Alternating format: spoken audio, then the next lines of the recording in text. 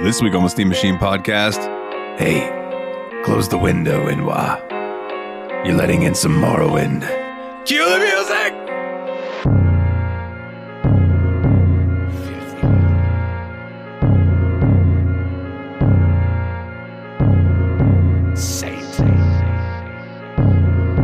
Okay. Back to business. 7 figure life without worry. You're not a gift. She called your Christmas cause your game where they buy a little late. But when you're rich, you're never in a hurry. Vacation in, I'm a fan. You would never worry. Chase a back kid, never chase a tame. I was grinding, you was dreaming. I don't yet know your name. You think you're a player, I am ready on the game. We are not the same. Check your blood pressure, Outlander. Take a look at my network, Outlander. Take a look at my cheddar, Outlander. I am wealthy on the measure, Outlander. Those boots are Bargonian leather, Outlander. I am filthy rich, you're a filthy wit. Your luck is that zero, she won't let you dead. I be smelling good, but you know I'm the shit. Okay. Let me show you why they call me Saint Jim.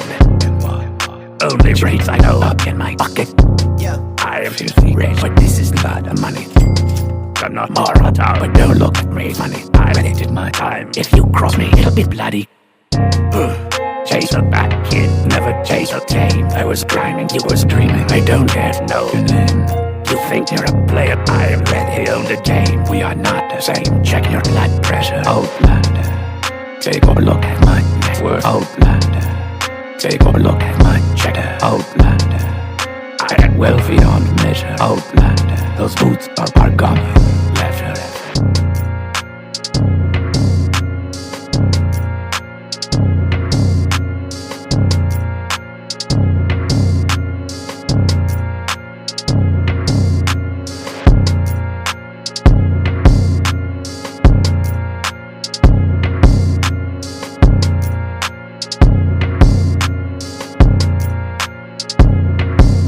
Hey, everybody, and welcome to another exciting, wonderful, splendiferous episode of the Steam Machine Podcast. My name is Dalton, and joining me, as always, the Destructo Bros. Hey, what's everybody? It's Nate.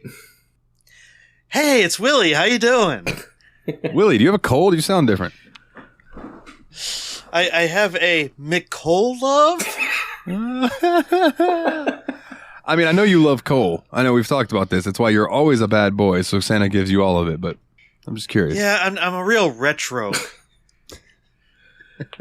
Okay, yes, Mikolov is here, and Willie is absent this week, but we do have Nate, like we heard, and everyone. Oh, I'm just happy to be playing Elder Scrolls. I'm not going to lie. I was just happy to be in some Bethesda, so I'm in a good mood this episode, but I want to be courteous to the guest. My good sir, what have you been up to here lately? Your boy's got gout. Ouch. Yeah. I went to the doctor today, and he's like, yep, yeah, you got a little bit of gout. You're getting old. Now, drink more water, take some medicine, put a brace on it. If it doesn't go away, let me know. is it in your wrist or something? It's in my wrist. Yeah. Oh, see. I can't move my thumb without, like, excruciating pain. Fun. I thought that was something that you only got in your foot. Interesting. So did I. It's like, God, don't turn 40. I'm telling you, like, stuff goes downhill fast. I got 9 years. I Well, no. Enjoy it. I got 8 years in a few months. have 3 years. So, this is a problem because I just got a handheld in for my next round of content that is actually right behind me. It weighs 2 pounds and has an 8.4 inch screen. And so I'm very concerned with my ability to hold it. Well, luckily, if you follow the doctor's orders, the gout should clear up and you should be all right. It should clear up, I think, by the end of the week. If it doesn't clear up by tomorrow, he's going to go to the next step, which is probably me taking pills for a couple of days and then... Hydrate yourself, bitch. Oh, I have a bottle of water right here with my son on it. And this is my home bottle, and I've already filled this like 3 times. When I'm at work, I have a 32-ounce bottle that I send kids to fill when I'm done drinking it, and I've filled that twice. How do I still have freaking gout? I mean, it can be diet things. It could just be stress. Like, I don't know. There's multitude of reasons that can bring it on, I believe. I get this thing in my wrist on this one where this bone right here swells up.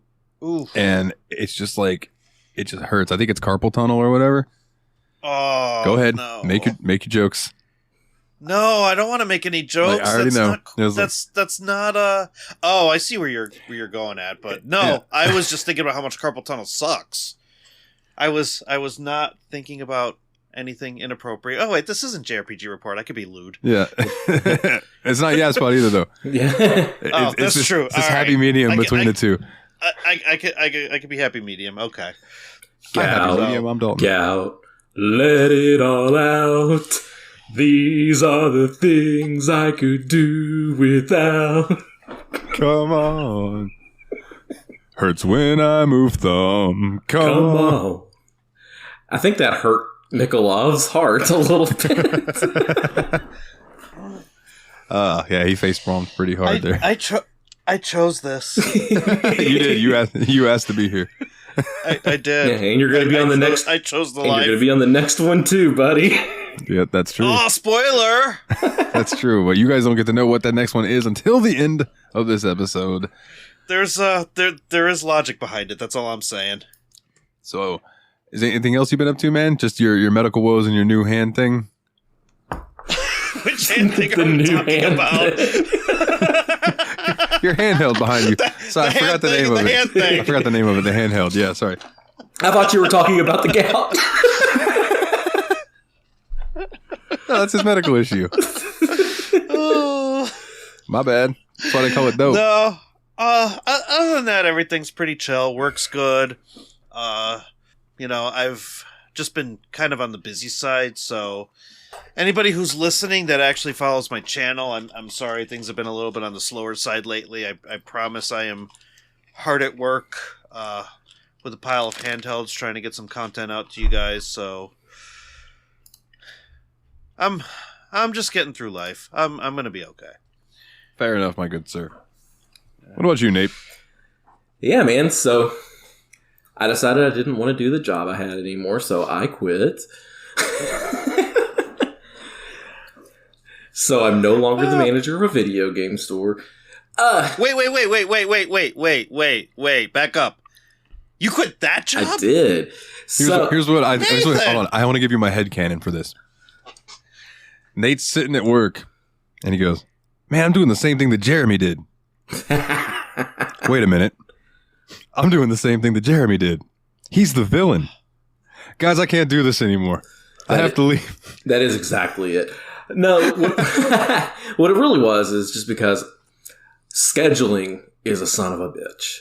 Like, retail scheduling sucks, bro. Like, I'd be working from like noon, no, like from 11:30 till 8 on a Sunday, and then from 8 a.m. until 5:30 on a Monday. And I'm just like, man, and all this for about a quarter of the salary I was making before and no benefits. Nah, I'm good. Yeah. Did you just like drop the mic and said, actually not even drop the mic. Did you just do full SpongeBob and you were just like, all right, I'm gonna head out? I just left. I gave it 2 weeks out of courtesy because I felt kind of bad that I only stuck around for like a month, if that. But they were cool about it. I was like, it's retail. They know turnover is a thing. But I'm looking back into doing what I was doing before. I think now that I've learned that, I like the 8 to 5 schedule. That's a cush lifestyle. Plus, benefits and pay are nicer in that world. So, and you don't have to stand on your feet all day. I didn't mind the standing on my feet all day. That was actually kind of a welcome change in talking to people. Like I didn't get an irate customer. I'm sure that would have happened if I stayed there long enough. But I was just like, nah, I'm good here. So I decided to take off from that. Leave before you hate it. I respect it. Exactly. I had fun. I met some people that were pretty cool, and I can leave happy about it and not stay there for a year when I don't need to and drive myself crazy. So I'm just full-time back on looking for what I want to do, which is going to be similar to what I was doing before, just hopefully with a better place. And yeah, so that's what my plans are there. Other than that, had a fun trip to the arcade with some notables lately with our good buddy Paul Korn. Y'all. Yeah. And Dave and Ian from Tadpog were there too. Nice. Oh, nice. Yes, so we had a really good time. It was so funny because me and Dave noticed that they had a PS5 with Mortal Kombat 1 on it, and there was this kid, probably like 12 years old, just hawking that machine all day. He was just sitting there playing Mortal Kombat 1 all day, and me and Dave kept looking over like, is he gone? Is he gone? No, he's not gone. And we were there for like 5 hours just waiting for this kid. Every time we checked, the same kid was just sitting there playing Mortal Kombat 1, and we were like, damn it! It's like, I'm not going to be able to play this at home. I need to get it all in now. So, right before we were all standing at the front talking like we were going to leave, and then we looked over. Mortal Kombat 1 was open. So, I looked at Dave. I was like, Dave, look. He's like, oh, shit. And so, just ran over to the Mortal Kombat 1 machine and played a couple games. And, like, I played one with Dave, and that was close, and I won. Then I played one with Ian, and then that kid came back, and we were like, okay, we're done. Oh, no. That would have been funny if that kid just came in and just smoked all of you. He would have. Like, he absolutely would have, because, like, that's the thing. It's like, I like Mortal Kombat games a lot, but one thing I have to do before I can, like, fully enjoy them is learn a character so I know, like, more than a 2-hit combo. Yeah. And I definitely did not have the time to do that. So just like, we play differently. I go into Sub-Zero and throw ice balls and hope for the best. I go in as Liu Kang and throw fireballs and hope for the best. I learned Nate's gonna come in and kick our dick in the dirt. I learned a few combos with a couple characters so I can play them. And yeah, and if I have a fireball, I'll throw that at you too. And hope for the best. Yeah.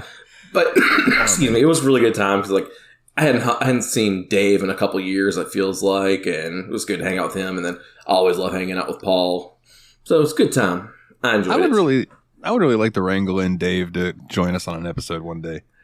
Like, I know scheduling might be a little difficult, but man, like the Phasma Revisited, if we ever do it or whatever, you know what I mean? Like, that would be fun. Yeah, it would. Dave's a cool dude, for sure. Dave's a cool dude. Speaking of that, I know, like, we're getting really close back into spooky season, so me, Dalton, and Willie are trying to nail down the schedule for that. And while I'm aware, guys, that our next episode will be releasing on the 4th of October, we're still planning on doing a regular episode for that and then diving into 4 weeks of spooky. Yeah, dude, and I can't wait. Yes, bring on the spooks. I have some ideas.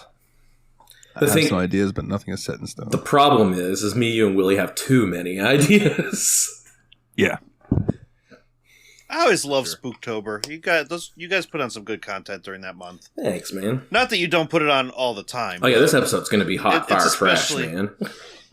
Oh yeah, well, just because you bring in weird guests. But yeah, well, that's about what I've been up to, Dalton. What about you, man?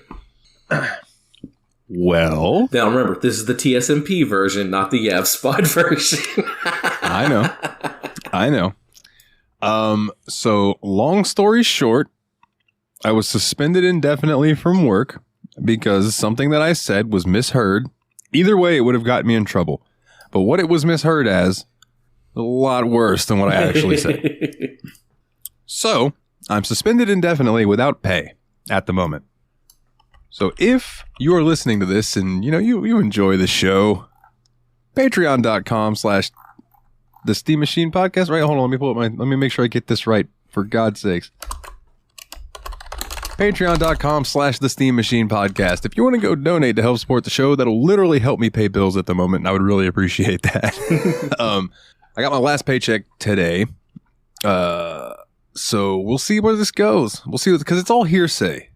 They don't have me on record saying anything. It's just hearsay. But in the end, the hearsay comes down to me against my shift lead. And I'm not going to lie, I was petty after I went in and she told me she was suspending me. I looked at her and I went, cool, we done here?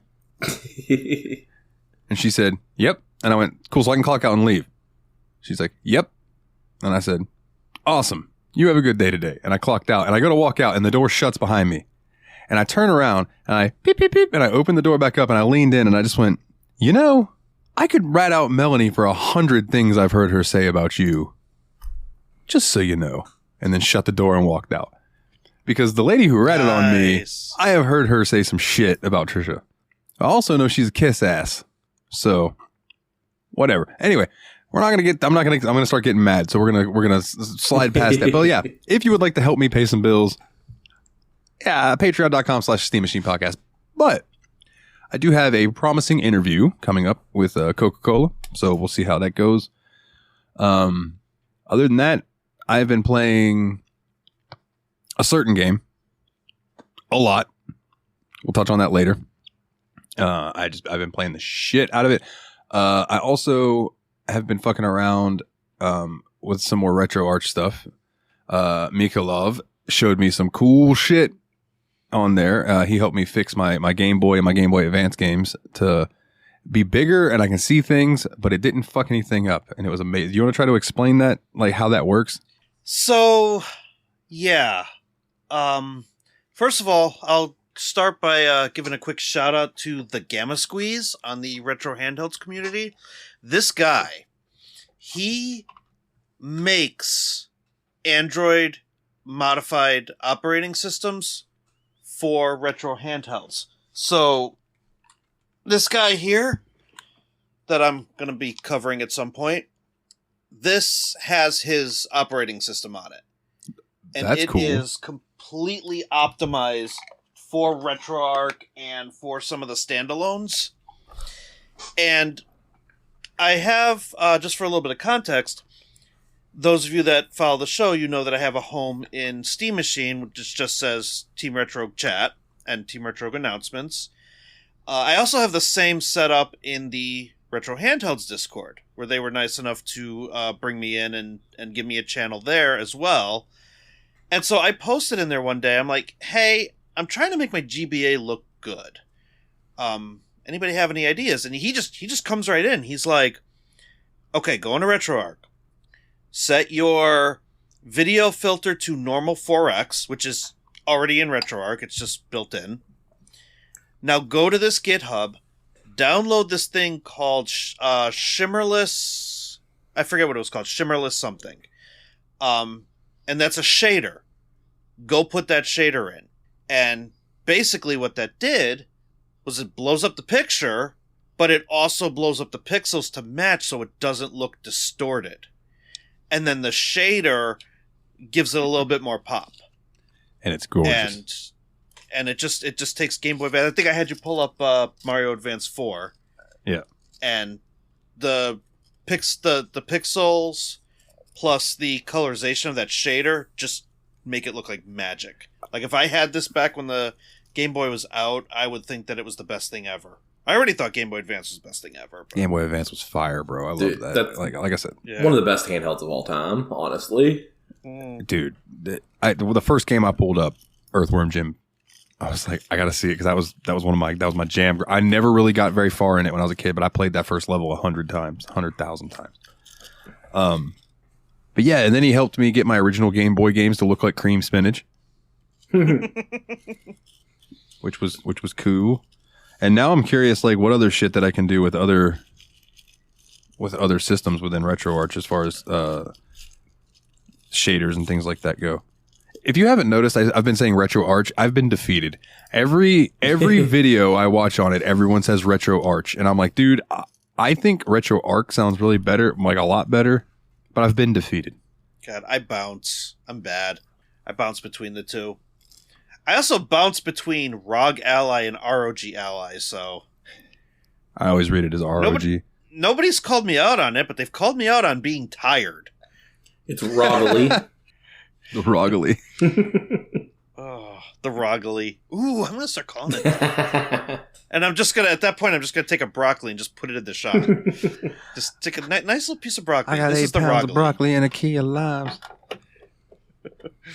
Oh man! So yeah, I'm glad that you're enjoying the RetroArch. Dude, it's great. It's great to the point that, like I said, that's why I was like, I'm gonna start incorporating that into the show because there's so many of these like little older games that I would love to dive in and talk about. Like the one I showed you whenever we recorded the JRPG report, the Valkyrie no Densetsu, the Legend of Valkyrie game, where it was like a Zelda-ish style game, but it was on the Turbo graphics. So good, dude.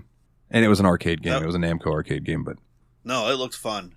It's tremendous. And then like, you know, there are PC versions of the original Ys games, of course, but like they also came out on the TurboGrafx, which is just cool. But then, you know, like, and then just like our poll that we have now with like our 2 of each for the host picks, you know what I mean? I threw out the PlayStation games.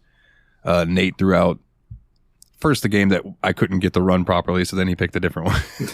Kept it in the realm of Donkey Kong, and then you know, Willie throwing out Noah's Ark 3D, Super Noah's Ark, which spawned the most metal Christian thing I've ever seen out of Dane. So that was cool. It's even more Christian metal than Switchfoot. You know, they probably would have. Short. We have a. Oh, sorry. I keep doing that, Dalton. I feel really bad. I feel like we have thoughts at the exact same time. It's okay. Plus Discord delay. Oh, okay. But go ahead. You go first. I was just gonna say, you know, bringing up Switchfoot, I feel like they were meant to live for so much more, but somewhere they lost themselves in deep inside. No, I was just gonna say we have an awesome community. So if you haven't joined the Discord yet, TSMP bit.ly/TSMP Thank Discord, all capital letters. Yeah, definitely join if you haven't, because we're all in there hanging out and causing some shenanigans and enjoying each other's company. Yeah, if anything, we'll make you laugh. Yeah, like, there's even a section that we just basically lock Jezza into because, you know, he can't be trusted. yeah, he stays in the 18 and up sections mostly. Other than that, man, like I said, I've been playing the game, but we'll talk about that later. I also. A good friend bought me Sea of Stars. Thank you, my good sir. And I'm like very interested in checking that out soon too, because I listened to the Tadpog, shout out Tyler and Dave Play Old Games, and Ian, the episode that they did on Sea of Stars, which was a spoiler free venture, and man, it just sounds great. See, I haven't listened to that yet because I didn't realize it was a spoiler-free venture, and I want to play that game. I have it. One of my good buddies sent it to me on Switch, so I have that rocked and ready to go. I'm like super excited to play it too, but TSMP games, sometimes they're going to be taken over. I was going to say, but like, it's gonna come. It's gonna come up relatively soon. Yeah. I will probably play it before we play it for the show, TBH. That's fine, because then that's even better, because that gives you time to like sit with it and kind of be like, okay, this is what I thought about it a month later or whatever. You know what I'm saying? Yeah, I've been thinking about this a lot lately too. Like, there's games that are for the show that I'm tired of waiting for the show. I installed another game today that I'm going to be playing pretty soon, and that's Yakuza Kiwami 2. I can't wait anymore. It's getting too hard. That was I will tell you, it didn't win out, but that was a high contender for one of my choices. Yeah. On what to play, because I'm very curious as to more like where the Yakuza games go. Yeah. I'm right there with you. Too many good games, not enough time. A little tight one can stop me on a dime. I say that every day. Too many games, not enough time. For Rizzle, though. For real. Because it's like there's Sea of Stars, there's this other Star game, then there's like the Star Ocean 2 game coming out, then I'm like, there's that. And then Uiden Chronicles, which is that Suikoden-like game, whenever that comes out next year, looks fire. And somehow I'm still supposed to play Persona 5 Royal before the end of the year. That's why I'm like, dude, we should dedicate December. We'll do a short game, and then just December is for trying to get as far as we can in Persona. Yeah. Even if we don't beat it, just get as far as we can that we can talk about it. I'm definitely far enough to talk about it for sure already. I have want to play that in Solidarity, but my problem is I need to start playing Crisis Core, and then I need to start replaying the Final Fantasy VII Remake, because I need to have all that wrapped up by February. Oh, yeah. Because Rebirth is coming out, and I'm super hyped. And plus, there's going to be a brief stint of Mario RPG in there, and whatever I need to do to curb my 14 addiction. Oh, man. I can think of a game with a field in it that might curb that addiction for you a little bit. It might, you know. Just saying. So Yeah. I mean, that's basically what I've been up to. Nothing too terribly interesting. I released an album. Jesus. Yeah, I released a new album. The Love and Hate mixtape. If you are into some hip hop, you want to check it out, it's nilethenightmare.bandcamp.com. Go pick that up. If you want to help me pay some bills and you want something out of it other than the podcast, go get an album. Get you some music.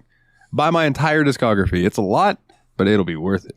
But anyway. Yeah, I will stand by saying that Dalton's not new wave, good God, like synthwave stuff is really, really good. Yeah, thank you, sir. Thank you. I try. As featured on the Team Retro YouTube channel. Yes, and not this week, but usually the music on this show. Hey there, you wonderful listeners. I have a question for you.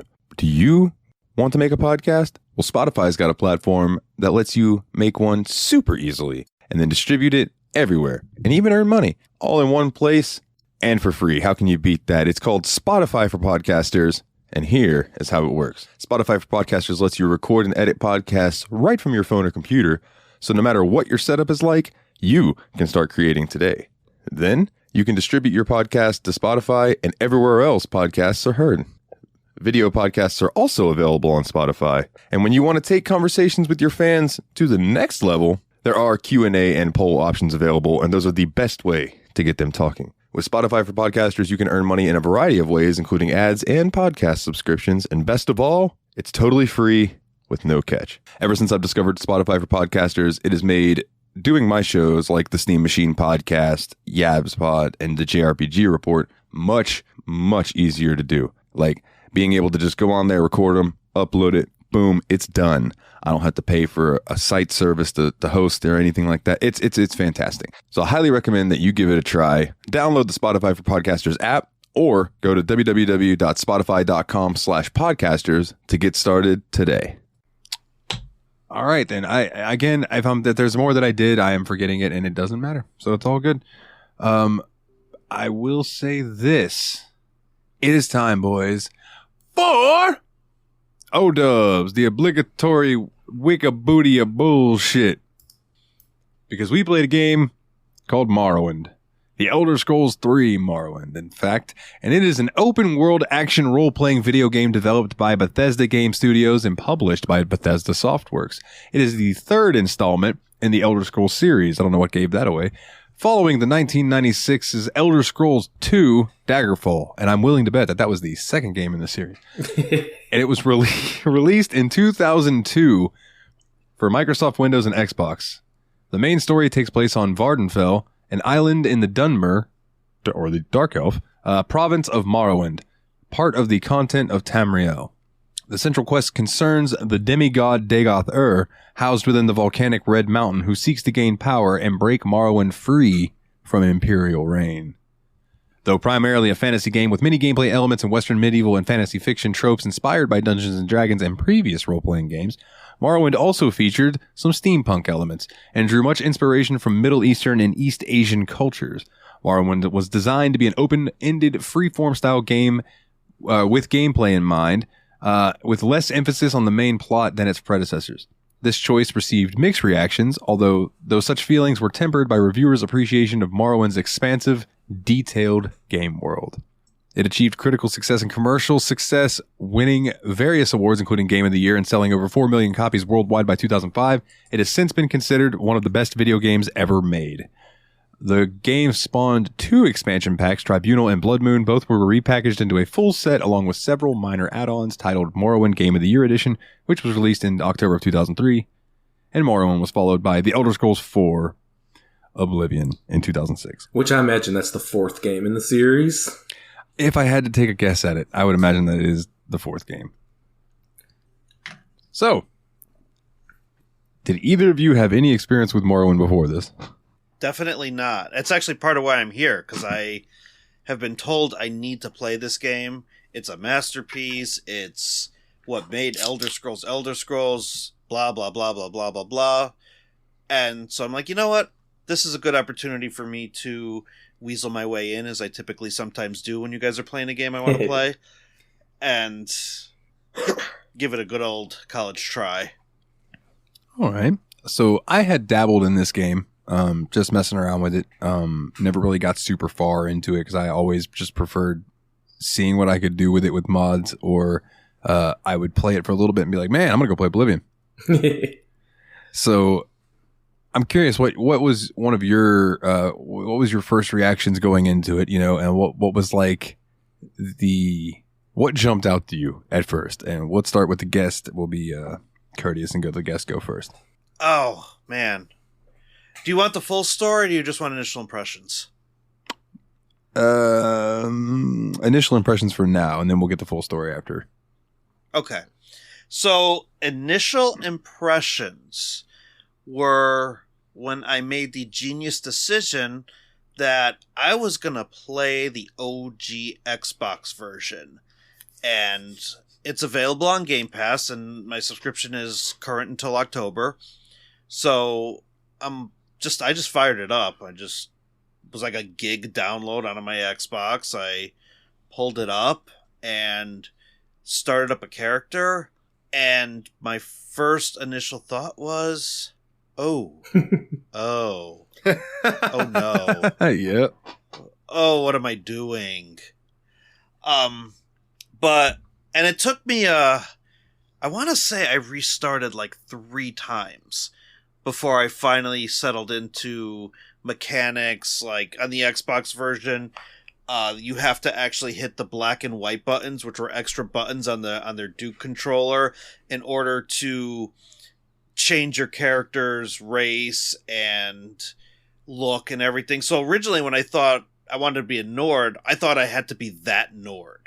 And the default Nord is like blonde hair covered in face paint. Yeah. And I'm like, I don't really want to look like that. So then I restarted, and I got more or less a version I wanted to play as. And then I wasn't given any direction on where to go, what to do. Nope. There's no fast travel. There's no navigation. You do get a map. And you do get some markers as to where like houses and buildings and tomb entrances are. So I just kind of wandered. So that's the first big difference between the PC version and the Xbox version that I know of. In the PC version, when you're talking to the guard who like lets you out there at the end of that, he has the blue text that you can click that mentions Cassius, whatever his last name is, Caderas or something like that, and tells you to go find him in Balmora. So you not probably seeing that name and knowing to click on it to learn that, or however it works in the Xbox version, you probably missed that completely, which is why you had no idea where to go. He tells you, grab the Silt Strider, go to Balmora, go talk to this guy. Yeah, there's no blue text. That's so brutal. Very. Though I guess you can't click it, so that makes sense. Yeah. But then how are you supposed to ask questions? Does it still give you dialogue options? It gives you dialogue options on the right side of the dialogue menu that you can pick from. And so there might be something there that I missed. But yeah, there's no cue that maybe you should ask about that. Whereas later on, when I decided to play it on PC, I found I was getting a little bit more focused because I was able to get that little bit of information. And then that little bit of information, you can sometimes click on that blue text, and it'll actually tell you where to go. Yeah. Yeah, I didn't have any of that. Click blue things until it says Quest Journal updated, then go from there. Exactly. And I could not get that level of comfortability until I moved over from Xbox to PC. Okay. And what about you, Nate? What about you, like, first diving into it? Yeah, so for this game, like, I already kind of knew a little bit about it, obviously, because it's Elder Scrolls 3, and I had some experience with Elder Scrolls 5 Skyrim before. And the full upfront disclosure, it's going to be impossible for me not to constantly be comparing this game to Skyrim. I think that's just in the nature of playing the predecessor to it, and that if that was the first one you played, it's going to be hard not to make comparisons. So when I first dived into this game, what I kind of felt like was I was surprised at how decent I thought the graphics were. It's still a pretty good looking game for the time. I thought it aged not quite too milky in that aspect. And one of my favorite parts about it is, what's the first thing that you do in this game? You wake up. Yeah. Outlander, you seem to survive the ride. Or whatever he says. Saint Jib in there. Yeah. I'm just like, so, yes, I'm finally awake. Quick fun fact. That guy's name is just Jib, right? But Yeah. people loved him so much that Bethesda wrote it into the lore that, like, after he has this encounter with the Neverine, that he, like, gets this weird, like, huh, and goes off and does this heroic shit and becomes Saint Jib. Nice. Like, I just thought that was wonderful. Yeah, so moving around in it, it's like, this actually feels pretty good. I was kind of impressed that it aged well in that regard. And in a few regards, it actually really did. One thing I went in making the decision playing this game immediately was like, this is an old PC game. This is not going to be optimized for controller. So I just unplugged my controller, went straight mouse keyboard for it. Because I knew better. You know what I mean? And Smart decision. Yeah, I was going to say, I think that was the right decision, and that enhanced my experience with it too, in that regard. Now, I will tell you that I played this with a controller most times. But that's only because, and you were using it as well. I do want to tell everyone, we did not play OG Morrowind. We played Morrowind with the open Morrowind, open source port of it, which basically all that does is it brings it up to modern resolutions. And then also allows you to set controls for a controller and things like that and makes it more native. That being said, controlling any of the menus or anything like that, none of them are optimized for a controller. So for running around and stuff and attacking, controller's fine. But if you want to do anything like dialogue, any of that, just use mouse and keyboard. It's so much easier. Yeah. It's so much easier. Yeah, and it's not my favorite way to play a video game is mouse and keyboard, but for that, I made the exception, and it worked out well for me. So first impression, I thought that it had aged a lot better than I had anticipated. Okay. I'll take that. I remember, so I think that visually, it still looks decent. Now, granted, you got to remember this game came out in 2002. You know what I mean? So, like, when this came out in 2002, I'm sure people were like, whoa, this is going to kill my computer. The graphics can't get any more realistic than this. Yeah, right. Look at that. Look at those clouds everywhere. Look at that. Which is really just Look at that fog of war. rat. It kind of looks like an animal. It somewhat looks like a rat.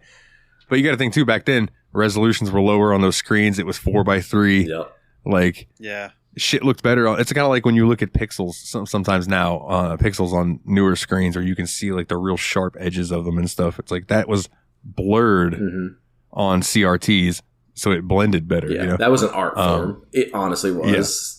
Yeah, it really fucking was. It really, you're not wrong.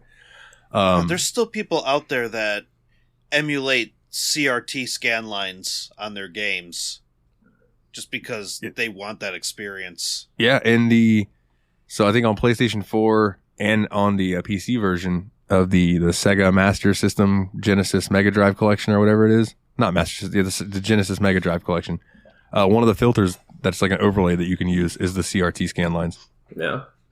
Yeah, that's on most retro collections. That Genesis collection though is special because you actually like see a CRTV sitting in a room. Yeah, in the VR mode, yeah, you just get it's so cool. The VR mode's so cool.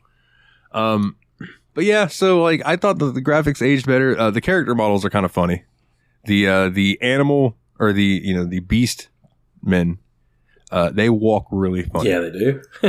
Like they definitely went to the Society of Silly Walks or whatever it was from Monty Python. But where I think this game didn't age great, and we can kind of get into this a little bit now, is combat. Oh yeah. So it wasn't until Oblivion that Elder Scrolls started to take on if your sword looks like it hits it, it hits it. This game was still very much a D&D dice rolls going on in the background. And I watched a video where this guy talked about it, and it made total sense to me. I didn't think about this until after I saw this. He said, when you're building a character, you're probably going to think, I'm going to like to use swords, or I'm going to use axes or whatever. He goes, only if you're making a thief character are you going to be like, I'm going to spec into dagger. He goes, so when you come out of that main area, ready to be a warrior, big old tanky guy, and your dagger skill is at 5, the first weapon that you get given when you're leaving that place is a dagger stuck in a table holding a note, and you can pick it up. He goes, but because your skill with that dagger is 5, anything you try to hit with it, you're going to miss like a motherfucker because it's dice rolls. And it's based on your skill. He said, so this video was like, if you expect a longsword, congratulations. You need to go to the local store and get you a longsword. And even then, you're probably still not going to hit the enemy very often, but you'll hit way more often than with that dagger. I promise. Yeah. And that is so true. Yeah. And the thing, that decision, I guess I can see why it makes sense to do it that way. But God, it's actually super irritating to play. I don't know how people dealt with it. I immediately went into the console commands because that's just, I don't care about cheating in single player games. In multiplayer, fuck off. Don't cheat in multiplayer games. But in single player, dude, console command, set my fucking sword skill to like 70, 75 and just run out there so I can actually connect and hit with hits. Yeah. You know what I mean? It was like, I set myself up for a good time because I wanted to at least see the end, because I did not expect you, nor Willie, nor Mikolov to get anywhere near close to the end. No, and I didn't expect myself to do that either, because I know myself and I have played Bethesda games. I have about 40 hours or 45 hours, something like that, into Skyrim overall history, period. And that's over 3 different characters. There was no way in hell that I was going to put more than 10 hours into this. I think I got 5 or 6, and I feel like that was pretty good for me for Morrowind. And I want to say I got at least 20 hours in, but 18 of those were either figuring out how to cheat the mechanics or how to program mod packs to have a better experience. So as far as actual gameplay, I did no story in all the time that I had with this game. And I do want to beat it now, but I want to beat it with a pseudo modern experience. Listen, if you want to beat it, just show them how funky strong is your bite.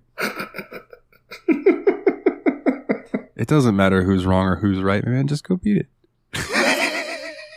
Mikolov is regretting his decision to be a part of this community, a friend to the host. He's just done. I can't disagree, man. I need to either date a girl that has a kid, or I need to have a kid of my own, because with all these dad jokes, I don't want to be considered a faux pas. It's bad because I'm typically the one giving the dad jokes at work. I have 2 former students that I had last year as 9th graders. They will still come to my classroom in between classes to get their dad joke. I love that. So I'm actually at some point buying a calendar. Yeah. Because I want to just have them come in and, rip off the date on the calendar, be like, there's your dad joke. How often do you use the material from our Discord in the hashtag dad jokes channel?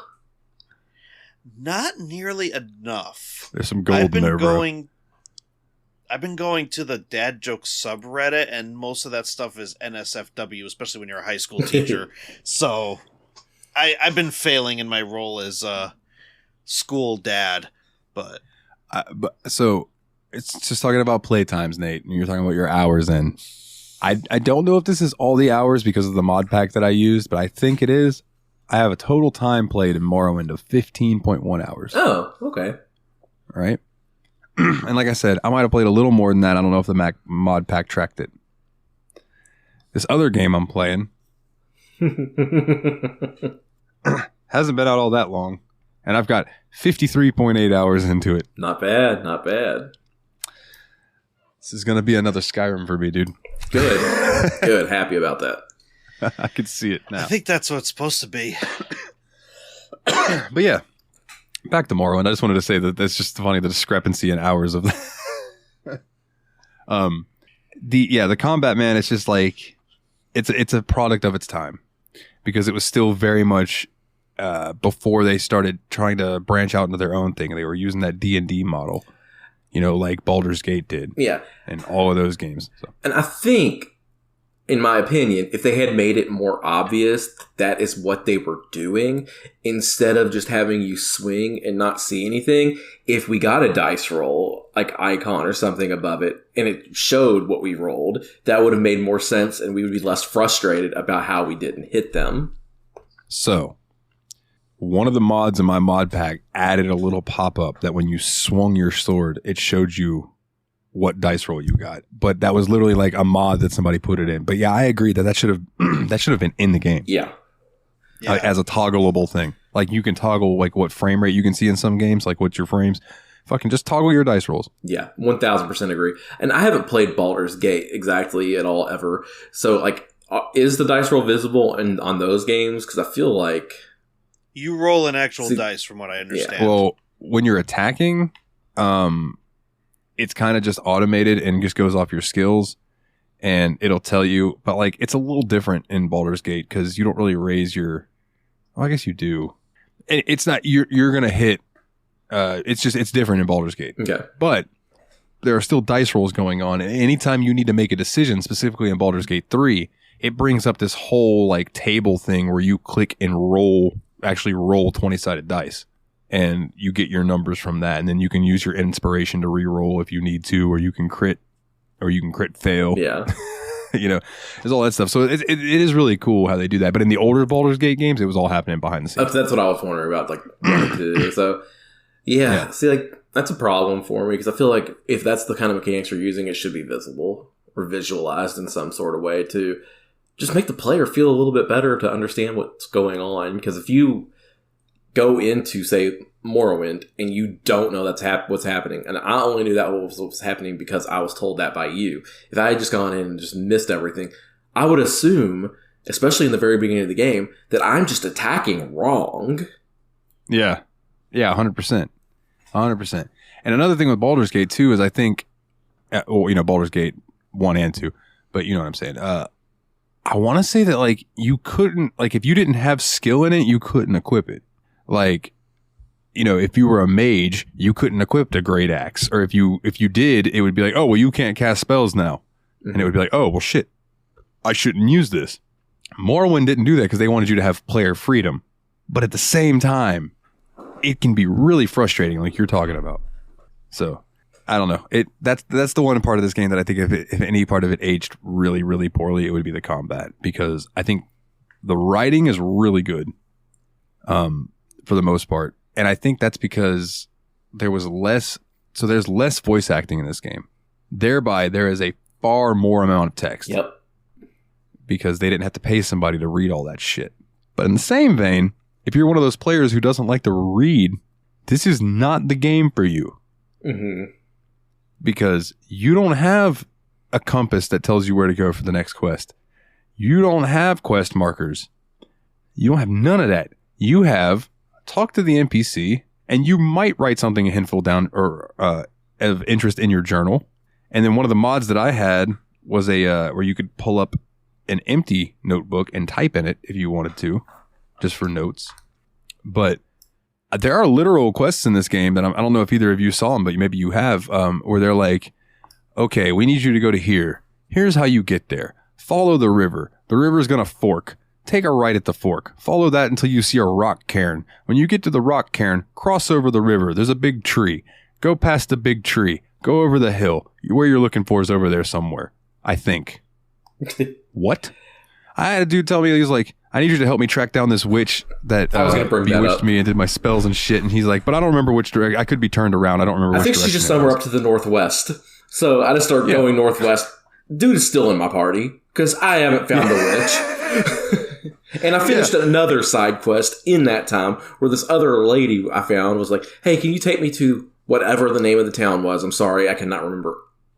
The place names in this game were so hard for me. That just might be my problem as a white boy that doesn't know, like, the East Asian influences of these town names, but, like, I cannot remember any of the town names in this game to save my life. But, like, so I had to take this lady to this one town. Like, it was this quest that I agreed to do for her. And I was like, okay, cool. And I was actually able to follow signs, like the street signs, I guess you'd call them, to find where she goes and took her there. But my problem was is I was really close to there, and I don't know what these monsters are called, but they're the ones that kind of look like giant ocean creatures that kind of float above the ground a little bit, kind of like crabby or shrimpy. Netches. Netches, yeah. And I was like, I do not want to fight these things. So I walked through the swamp beside them to get around, like, aggroing them. And I lost the NPC. Like, oh, no. And so I walked to the town. I didn't realize she wasn't still behind me. And I turned around. I was like, oh, she's not with me anymore. Maybe she went into the town and she's good. Like, well, I didn't get my reward for it. So, like, I backtracked and saw she was just still standing in the swamp. Oh, no. I thought you were about to say she was dead. No, she didn't die. She was chilling in the swamp. Not that you'll ever play Morrowind again, but for future reference, those Netches they won't attack you. Okay. That makes They're sense. chill. I kind of thought they might not be, but I was like, I don't want to risk it because I don't feel like getting my NPC killed in a battle with these creatures that look like they're way too tough for me to kill. Yeah. Oh, yeah. I don't blame you. There are a couple times where, like, a bull Netch, which are not the bigger ones, but they're, like, smaller and they're a brighter blue, and they float around. There's a couple of those that are, like, mating that you have to go kill that are around a certain town, and they'll attack you because they're, like, in mating mode. But other than that, no, those are just things that are around. Yeah. And you could, like, so you can make Netch leather armor, but you have to kill them to get it. Okay. And it's still not the best light armor, but it's good. Yeah. One of the creatures I really liked in this game was the Gwar. I love Gwar. I love the Gwar. They're just like this big derpy looking dinosaur dude. And are they always non-hostile? Oh no, Gwars will absolutely attack you. Will they? Yeah. Because people can like they domesticate them, but you will come across like wild Gwar that will run at you and attack you for sure. Because I was already really low on health points. I was like, I'm going to get close to this dude. He looks cool, and he looks like he's reptilian, and I'm an Argonian, so I'm a reptilian, so maybe we'll just be best buddies. And I walked right up to him, and I started running around him, and they didn't aggro at all, so I was just chilling with the Gwar for a while. Nice. No, yeah, there are some, but it's more out in the Ashlands, and I don't know if you made it quite that far. I did not. Yeah. The ones out there will attack you and stuff. A lot of the ones you see around the beginning areas and stuff are probably domesticated, and they're owned by some NPC around there somewhere. Oh. See, I thought they just liked me because I was an Argonian, and we had cold That's blood. a possibility, too. That is a possibility, too. Like, Elder Scrolls does weird shit like that. Yeah, the NPCs definitely react based on what race you choose. Racist bastards. Oh, they are super racist in Morrowind. If you don't... Oh, go ahead. I was just saying, if you're an Outlander, then they don't care about you at all. No. And, like, I was obviously an Argonian, and they did not like me. So you have to be a Dunmer, basically, to not get yelled at every 2 seconds. I was an Imperial, and they were like, you're trying to take over our fucking land. Yeah. The Argonians are heavily slaves in this game. There's a lot of slavery in this game. And it's a lot of Argonians and a lot of Khajiit that are enslaved. And there are a couple of that. So go ahead and say what you're going to say, Mikolov, because I'm going to go into something else. So I don't remember.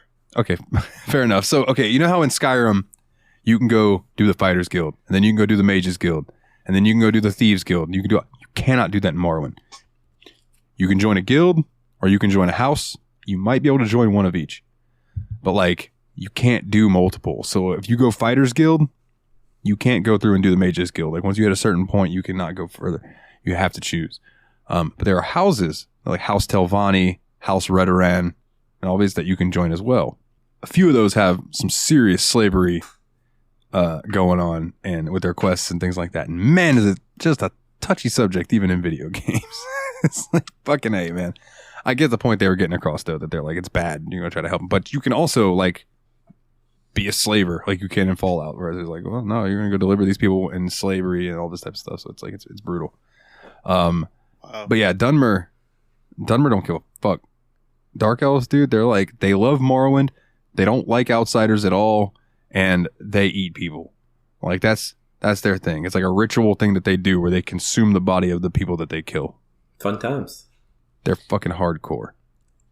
Don't you also find it interesting that you're basically thrown here because the Empire doesn't know what to do with you. Like, you're essentially a prisoner.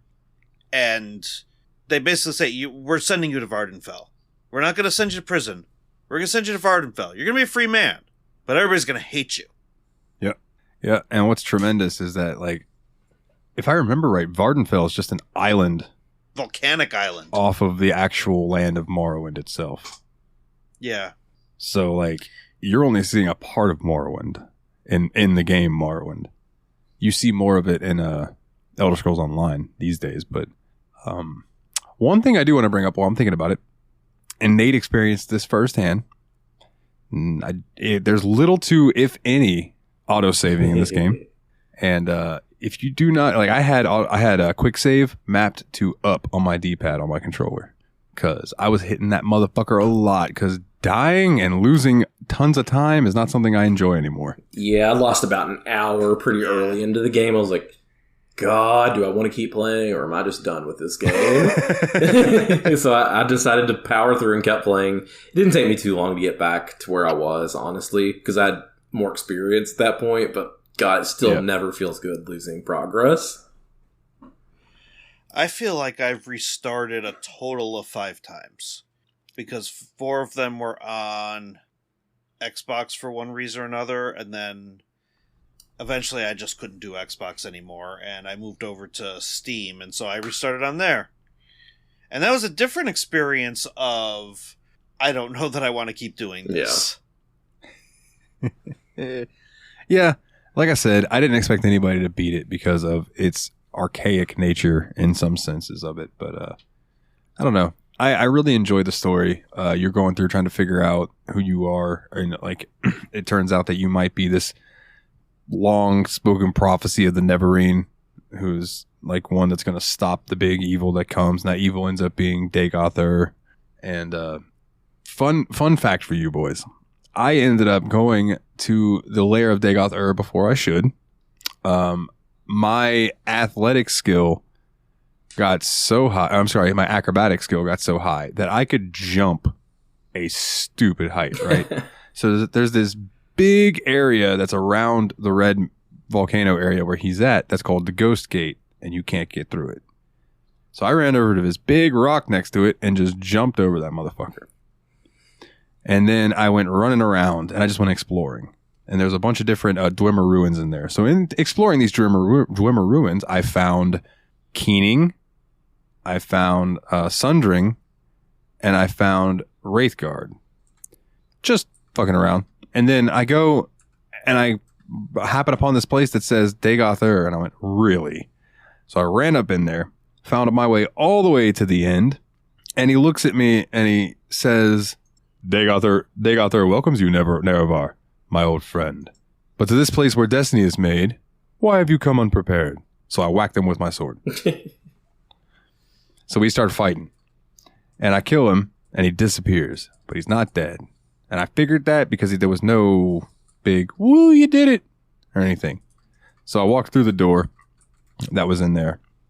And I come into this other room where he's at. And I start wailing on him. But it doesn't hurt him. And I ended up knocking him off the cliff, and he falls all the way down to where this lava's at. And he's just running around and can't be hurt. I'm like, damn it, man, what is going on? So I look it up. You have to take, there's a thing in there called the Heart of Lorcan, and you have to hit that heart 5 times with Sundering and 5 times with Keening, the Kagranax tools. And I believe you have to have Wraithguard equipped so that when you're hitting the heart, it doesn't kill you. You have to hit it. Oh, man. You have to hit it 5 times with each. So then, as soon as I did that, and then the heart was okay, and I whacked the heart again, and it destroyed the heart, Dagoth was like, what have you done? Or whatever the hell he says. And this is when he starts spouting out, what a fool you are. I'm a god. How can you kill a god? What a grand and intoxicating innocence. How could you be so naive? There is no escape. No recall or intervention can work in this place. Come, lay down your weapons. It is not too late for my mercy. Right? And I turned around and I looked at him and I was like, man, you drive a hard bargain, but whack, whack, whack, whack. And he dropped dead. So let me tell you how you kill a god. About 4 or 5 good whacks with a sword with good skill. And that was the point where he dropped dead. And then my quest journal popped up and said quest completed, and it was a quest I didn't even fucking have yet to kill Dagoth Ur. So I beat the game without actually seeing the last like quarter of the game. So how did you find what you needed to get the heart? Like how did I figure out how I need to do that? Yeah. Or like where did I find the items? Where did you find the items? Running around exploring. So you just happened to have them Yes. when you just happened to run into Dagoth Ur. Yes. I happened to have all the items that I needed. That's crazy. I just happened to skip a bunch of story. So how did you know to use them? Did you have to look it up? That I had to look up because I was like, why can I not hurt? I typed in, why can I not hurt Dagoth Ur? And it came up and was like, oh, you have to attack the heart with this weapon and this weapon. And if you don't have those, you have to go find them. And I looked at my inventory and sure as shit, they were both there. Nice. Did you God mode them into your inventory? No, I'm just kidding. No, I did not. I did have God mode activated, but no, I did not. I found them organically just roaming around and killing other Dagoths. That's funny. That's crazy. Because that was going to be my question. Did you figure out what you had to do and then console them in? Nope. But you didn't. You actually found them. Yeah.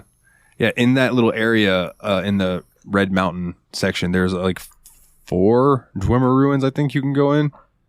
And one of them had Keening, one of them had Sundering, one of them had Wraithguard, the other one had something else. I don't remember what exactly it was, but yeah, it was fun. It was fun though. But like when I killed Dagoth Ur and he dropped dead and said complete, I was like, all right. And I saved it, I closed it out, and I uninstalled it, and I deleted the mod pack. You were just done. I was done. I'm like, I beat him. I don't need to see the DLCs. Yeah. I've gotten lost enough in this game. And that mod pack is beefy. So I understand why you deleted it. Yeah, even for Morrowind, it's like 30-something gigs. Oh, wow. Yeah. Yeah. Yeah, no, it's kind of big. Yeah. Dude, I have installed Skyrim mod packs that would make your knees shake with how big they are. Dude, Xbox only, I think, allows 5 gigabytes of mod packs. But I had a whole... And that stunk. This was last year, I want to say, when I got my Series S. I got it for my birthday. And I decided I was just going to play some Skyrim on it. And I, like, spent, I want to say, 4 or 5 hours just putting in mods. And I was manually putting them in, because Xbox. And I had to put them in a specific order. Yeah. Which was fun. And then I finally got it loaded, and I got this awesome-looking Skyrim on a console. I'm like, I'm good. I shut it off. Such as it is with modding, my good sir. I know that feeling all too well. Whereas in Morrowind, I somehow managed to screw up my load order and got some really interesting texture issues. Like the sky above Vivek had these purple dots, which I'm pretty sure have something to do with the flying prison I never got to go to, but they're just purple in the air. And it showed up on the map too, which I found that was the strangest part. Exceptionally weird, which means that it had to have been a texture issue, because I'm pretty sure that map renders the texture. Sorry, I just banged my hand. I'm going to break the other hand now, apparently. Gout 2 electric boogaloo. Yeah, right? So that's what ended up being weird, because I think the map loads textures from the environment, at least with the mod pack that I had. So there's something weird going on there. But yet, you know what? I want to figure it out. I want to figure it out and fix it so I can not play the game. Yep. Yes, sir. Yes, sir. Is there anything else you guys would like to touch on with Morrowind? Go ahead, Nate. I've got a little bit of a story. Do your story, then. Let's hear it. All right. So I told you guys that I played on Xbox, right? And I started going through, figuring out the cheats on Xbox and trying to make my way through. The draw distance is so horrifically bad. Oh, yeah? On Xbox. What was Vivek like for you? What was Vivek? Vivek was the town or the city that was kind of almost pyramid based. I didn't make it that far. That had all these different canals. Oh, you didn't see that Vivek. Place, no. So I went there just because a coworker of mine was like, before you do this podcast, you kind of need to go see Vivek. You just need to see what it looks like. And if you look up in the sky at a specific point in the day, you might be able to see the god Vivek. Okay. And I never saw him. But you head into that city, and it's basically a set of pyramids. And they're all canals on the inside. And so you go inside, and you could kind of see this weird tiered, like almost cave-like system. It doesn't look like a pleasant place to live at all. And you got the Dunmer in there insulting you the whole time. There's all narrow pathways. You could go downstairs, and you could actually see the water flowing into the city. You could go upstairs, and they have like these plaza areas on the top floor. And then when you leave, you can like walk around the structure. And then you go back downstairs, you take the bridge, and you go to the next one. So you have one that's called the Foreign Quarter, you have one that's called like Redoran, because that's where House Redoran is. And then you have another area with the Shrine to Vivek, and I think that's where you can kind of see him. But above Vivek, there's a prison just floating in the sky. And if you look up in the sky, you could see like the text, you could see like what I think might be floating rocks and all that. And I think that's what was purple. It was either that or the weather mod that I had put in, because it was raining at that moment. And so I'm wondering if the rain made the purple. I have no idea what happened. But that's not the only weird graphical issue I ran into with the mod pack, because there was a door just kind of hovering on the roof, and that door like actually goes into a building. And Oh yeah, in Balmora. In Balmora, yeah. One of the houses, you had your door, and it was just like on the roof, halfway in the roof. Yeah, and then, I could go in the door. And then the vandalism. I was to say the vandalism in Vivek, where it was just in the middle of a no wall. It was just like there. It was just floating, which was weird. And then when I went to clean it, I thought it would make it go away, but it was just smeared. Yeah, it doesn't really. Yeah, so that's going to be there your whole game unless you can get that figured out. It's supposed to be on the wall. Well, I think if I can get the mod order sorted out, I think it'll just kind of fix itself. But there's a lot of mods in that pack. Compared to my experience with Xbox, where I went to Vivek and I couldn't see.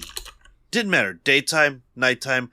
I couldn't see for the life of me, so I could not find the stairs. And so I just walked in circles around the Foreign Quarter because I just couldn't figure out where to go. Turns out, Vivek on the Xbox version made me motion sick.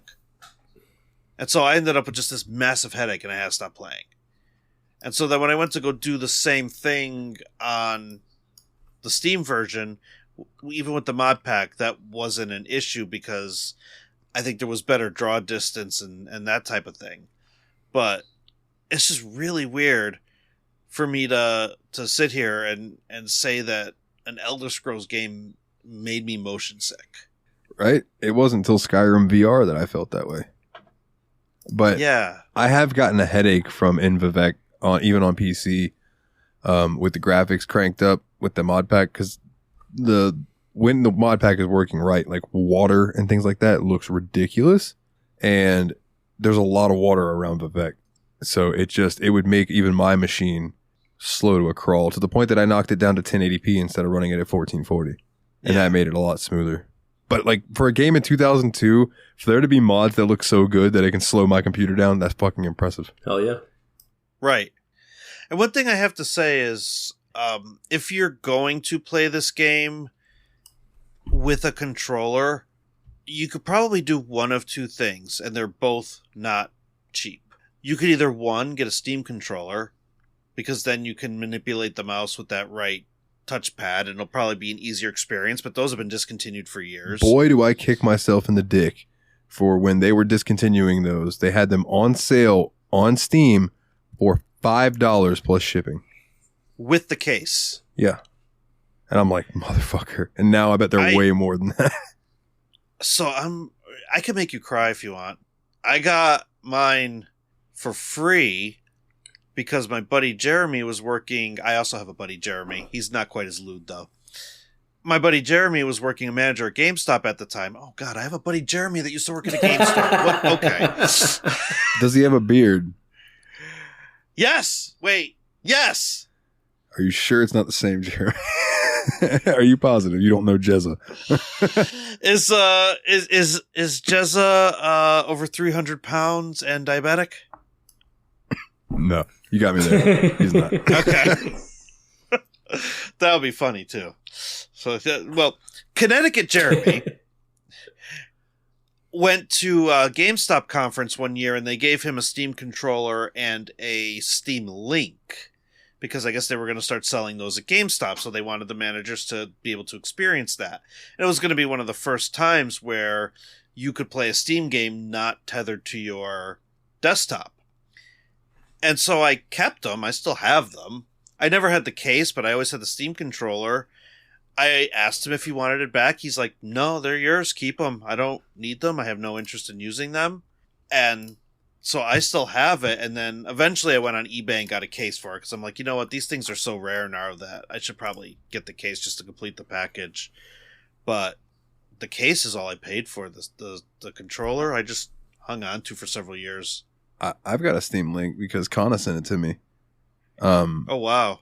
I even I opened it up and like hooked it up and tried to use it and couldn't ever get that motherfucker to work right. No, God, it was horrible. It's like I cannot get shit to work on it for nothing. You know what works better than that? Booting up Steam on your Apple TV or your Roku. Really? Like I shit you not, that stuff works and it works good. I didn't know you could do that. Yeah, there's a Steam app for Apple TV or for streaming devices, and you can. I'm pretty sure it's on smart TVs too. I think they just went Nate's mine. Oh no! We're getting live, yeah. Oh yeah, I think don't quote me on that because I'm not sure how Roku is, but they might have a Steam Link app. If it shows up, I'm gonna be amazed. Wouldn't that be some shit? That would be some shit. I'm not seeing it. Dang it. Damn. That would have been awesome, though. Did you look up Steam Link? Yeah, it's not coming up. Dang it. I would have been obsessed, honestly. Right? Nate's like, wait a minute, I don't have to play games at my computer? Fuck yeah. Fire Sticks might have it because there are more Android-based. Like, you could sideload stuff onto a Fire Stick. Yep. Nope. But then you gotta deal with Amazon ads. Oh, that's a bummer. My life was almost changed in that moment. I'm sorry. I disappointed. That's what she said. Hey. Oh. Yeah. The outline wasn't good enough, Mikola. So, I will say one more thing about Morrowind. It runs better than Mortal Kombat 1 on the Switch. Good callback to the JRPG report this week, my good sir. Oh, man. I zinged that game like 5 times during the JRPG report because it was just and then it only took me the 5th time to finally say, fatality. Because, oh boy. Mortal Kombat 1 on the Switch be looking like a PS2 game. Oof. A bad one. Not a good PS2 game. Oh, I just looked at a video that showcased Xbox Series X versus Switch. Oh, no. Yeah, it's painful. Dude. It's painful. Oh my god, Nate. If you haven't seen it, I will send it to the Discord after we're done Yeah, recording. send it to me. But the thing, dude, is like the Series X and S, for that matter, and the PS5, those things are basically PCs at this point. Yeah. Yeah. I don't know that there's any basic about it. They are PCs. Just running different OS. Yeah. It's like, I look at the thing, I'm like, man, like, especially the PS5, that is a goddamn computer tower. Yeah, that motherfucker's a desktop. Yeah. Yeah, 100%. it is. Those things are massive, dude. Yeah. Can't you browse on that too? Don't they have like a built-in they would browser? have to at this point. Like, they have. Oh no, that's Xbox that has Edge, but PlayStation has something. Yeah, PlayStation had a browser. At least on PS4, like you can go straight up go on the browser and look up stuff. Yeah. Yeah, because you can sign into Facebook and do all that kind of shit on there too if you I'm want. pretty sure the only one that doesn't do that is Nintendo. Well, because Nintendo got a Nintendo. Yeah. Listen, they can't even get their own games to run well. I have hope because, like, I think there's a lot of rumors swirling about. I know they have been for a while, but they seem more realistic now that the next gen Nintendo system is probably coming out next year.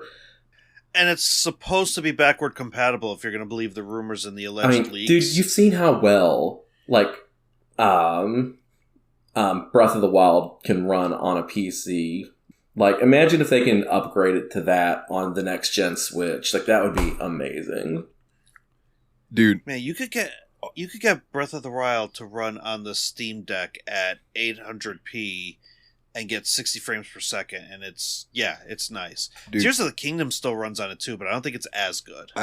When I was emulating Breath of the Wild on PC, I was running it at 1440p, 60 frames a second. It looked like a whole different game. Wii U version?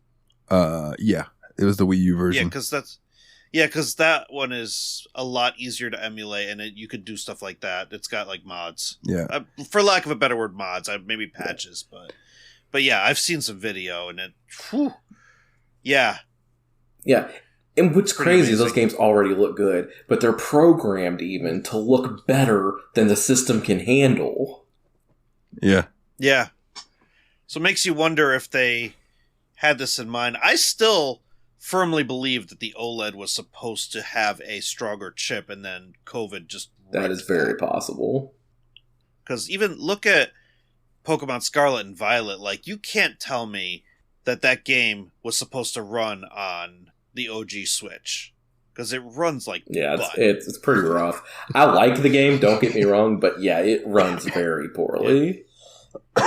Yeah, and DLC did not fix anything. And the thing about it, too, is like, I feel like Tears of the Kingdom, I don't know how it runs so well on the Switch. They cap it at 30 frames per second. That's the first But thing. even then, I feel like it does things that the Switch should not be able to do. Well, that's true. I think when you know your own hardware and you know what it's capable of, you could kind of program around That's fair. it. So that's why. But even if you like, Capcom made Monster Hunter Rise look like a dream on the Switch, and you're telling me Game Freak can't figure it out? Game Freak is also under a lot of pressure to get a game delivered every single year. That is true. Yeah, that's the curse of having a really fucking popular series. You know, is one thing I have to look at Assassin's Creed. Oh yeah. And one thing I have to say about Pokemon is that everybody for years, open world Pokemon. Why are you not doing this? Well, they did it. And yeah, they probably shouldn't. But here's the thing. Right before that, when they released Pokemon Legends Arceus, which was almost open world, it was fantastic. Yeah, that game's really good. Yeah. I think we were talking about that on the JRPG report, too. They had less assets because it was only 240 Pokemon. They zoned it so you can load in all your textures and everything. I don't know why they couldn't zone Scarlet and Violet. Why did it have to be open world? I don't know. Like, because people were clamoring for open world? I don't get it. Make the zones open, but yeah, segment them. Do it like Dragon Age style. Yeah. Or even Final Fantasy 16 zones. 14 zones. Yeah. Like, it's not that big a deal. So what, there's a tiny loading screen in between? I'm pretty sure there's another game out there that zones, that is recent and, has some fields. Oh, yeah. Yeah, man. It's a real star of the pick. I hear that people are complaining about the fact that it zones, but you know what? If it's going to make your game run good, then just do it. If the technology's not there yet, the technology's not there yet. Like, it's fine. Yeah. Oh, yeah, 100%. Gameplay over the fact that you could say it's open world. I'm sorry. I did this on JRPG Report. I got on my Pokemon high horse, and that was it. I'm so frustrated with Scarlet and Violet. That's fair. That is fair. Yeah. But Morrowind. Oh, yeah. Notice how this whole conversation started because I made a zing about Mortal Kombat 1. Yeah. My bad. I kind of took it from there and completely derailed it, as I intend to do. Nah, it's fine. But one thing I wanted to say about Morrowind, though, is something, and it does way better than Skyrim, in my opinion. And we've kind of had a discussion on this off air, Dalton, is menuing. Menuing in Morrowind is a dream. It's so easy you right click, it opens up your menus, you can click through them super easily. Skyrim, you cannot do that even on PC unless you have the correct mod packs, because like you said off air, it's because like this game was designed with PC in mind, where those were designed for consoles and controller players. So it's just like, man, PC menuing is way better than console menuing. Sorry, not sorry. And they did not do that on the Xbox version. As a matter of fact, the Xbox version, I want to say, is more of a like Ocarina of Time style menu system, where you have to press buttons to bounce between the different parts of the menu. Gross. So you press, and it's the white and black buttons. So you press one and you're on your inventory. You press another one and you're on the map. You press another one and you're on your stats screen. So Dalton showed me something before you came on, Nate, where you can actually pin the map on the screen on the PC version. And that was such a game changer to me, because up until then, I was literally toggling B to pull up the map to figure out where I was. I wish I didn't know how to put the map on the menu on the main screen. I did not know how to do that either. I was just going into the menu every time. You can do it with any of your menus, the little menus inside of the menu. In the top right corner, there's a little dot. And what's weird is it's ticked. And you think if you were to tick it, then it would make it go away. Mm-hmm. But it doesn't. If you click it and make the little dot disappear, when you close your menu, it'll keep that window open. Ah, that's interesting. So you can keep the map up if you want up there. Because the little mini map they give you in the bottom right, you can't see shit on that little thing. No, dude, the mini map is like completely useless. Yeah. I'm almost convinced it's more of a compass. Maps. Yeah. It's just to show you what direction you're facing. I think that's probably accurate. Because, it doesn't show you jack dick and nothing. Listen, that said, if you do have a Steam Deck, it's a good game to play on there. Because then you get a nice balance of controller, and then you could still use the trackpads to do the mouse and keyboard stuff. And so that, I think going forward, like, because now I'm stubborn, now I want to like get my mod pack sorted out and I want to actually play this game for real. That's going to be the way I play it, just because it's that intuitive. Yeah, and the fact that you were able to get Open Morrowind running on it's pretty sweet too. Yeah. That's actually, it's a Linux app. I was surprised. Like, I was able to go into like their little Linux store and just download it. Really? Yeah, and then just set it up as a Steam shortcut and off to the races. You do need to have the official game installed, though. You can't just like get free Morrowind. Yeah. You have to buy the Steam version. That has to be in your library installed. But it was $15. I mean, I spent more on lunch today. Yeah, right? Man, there's some times that I roll up to a fast food joint and order my food, and I get it, and they're like, yeah, your total comes to whatever it is. And I'm like, Jesus Christ, seriously? Right? What is going on with the world? Like, I should not pull into a McDonald's, get a Happy Meal for my kid, and an order of fries for me, because I don't want to eat that stuff. I'm on a diet, and it's $20. Bro, I get the same thing every time. Double quarter pounder, no pickle, no onion, Diet Coke. Large. Double quarter pounders are the way to go. $13 even. And I'm like, whoo, boy, I remember when this was $8. Time to bring out the guillotines, boys. Yeah, right. I was talking to my mom the other day. I said, people are always calling French people pussies, but like anytime their government breathes wrong, they set that motherfucker on fire until they do what they want them to do. And guess what? The government does it because their people will murder them all. But the difference is our government would murder us all. That is true. They would sell us. There's a twisted line where he says, for all that we know, we'd have just been sold by the government to aliens, for God only knows. And it's just like, yeah, because like they don't give a fuck. There's another line in that song too. It was the time during Bush where he just goes, besides the good weed, the fuck's in Afghanistan. I'm sure somebody tried, and then the president at the time, whether it be, Bush, Trump, Biden, just looked at them and said, what a fool you are. I'm a god. How could you kill a god? How could you kill a god? What a grand and intoxicating innocence. Lay down your weapons. It is not too late for my mercy. Ooh, ooh.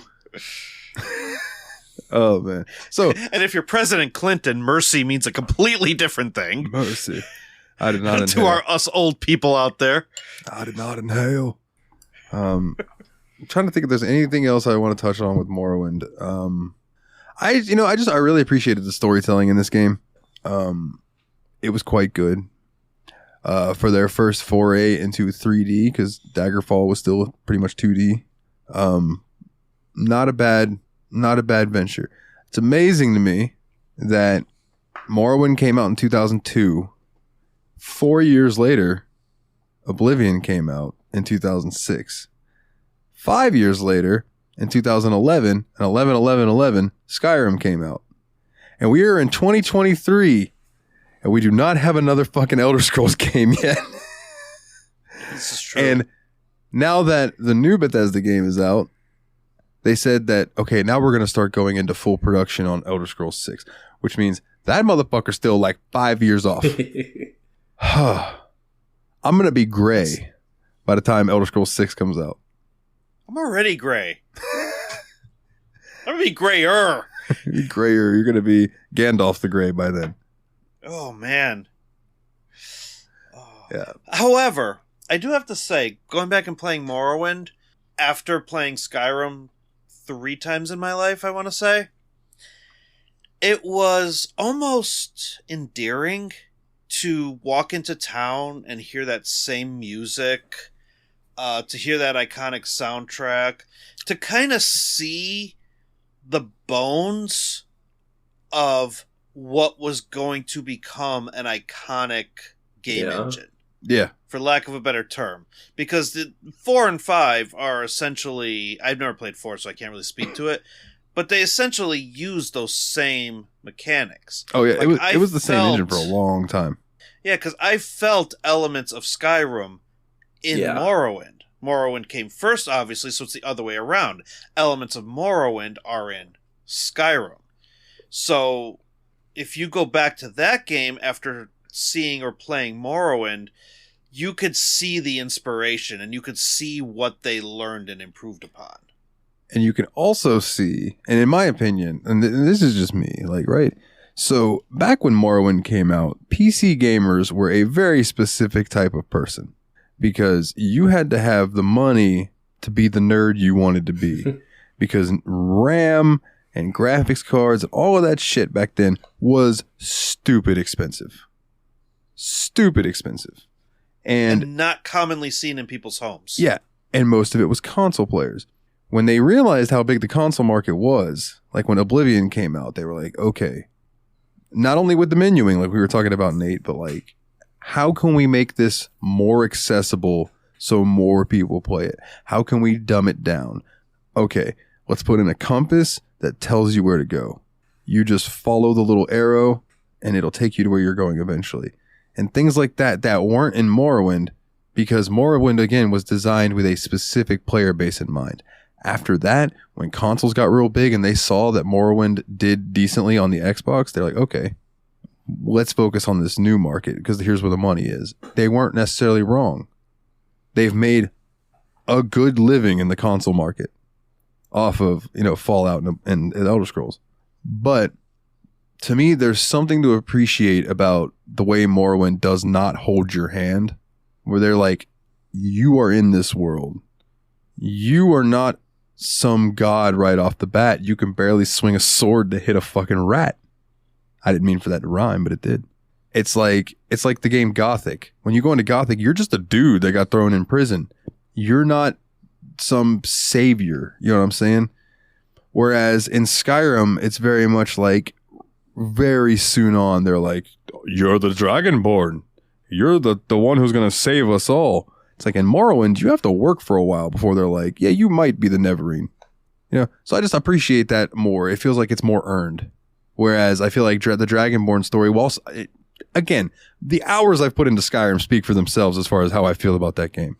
But it is very much feels like, they forced that in real early on. Like, you're the Dragonborn, you're the savior, go do this.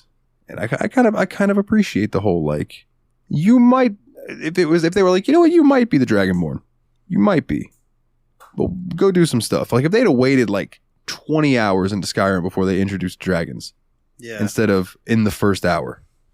That's just me though. That's just me nitpicking something that I liked more about Morrowind than I did for the later games. Oblivion's still a king though. I think, unfortunately, with Skyrim, the whole concept of you being the Dragonborn was etched into the marketing to the point where if they didn't do the whole Thuum thing and the whole "you're the Dragonborn," they might have lost their audience because they marketed it so heavily toward that. I think if I had gone 20 hours and didn't realize I was the Dragonborn, I might actually be a turnoff for Skyrim. Whereas in Morrowind, I went in with zero expectations of what I was going to be.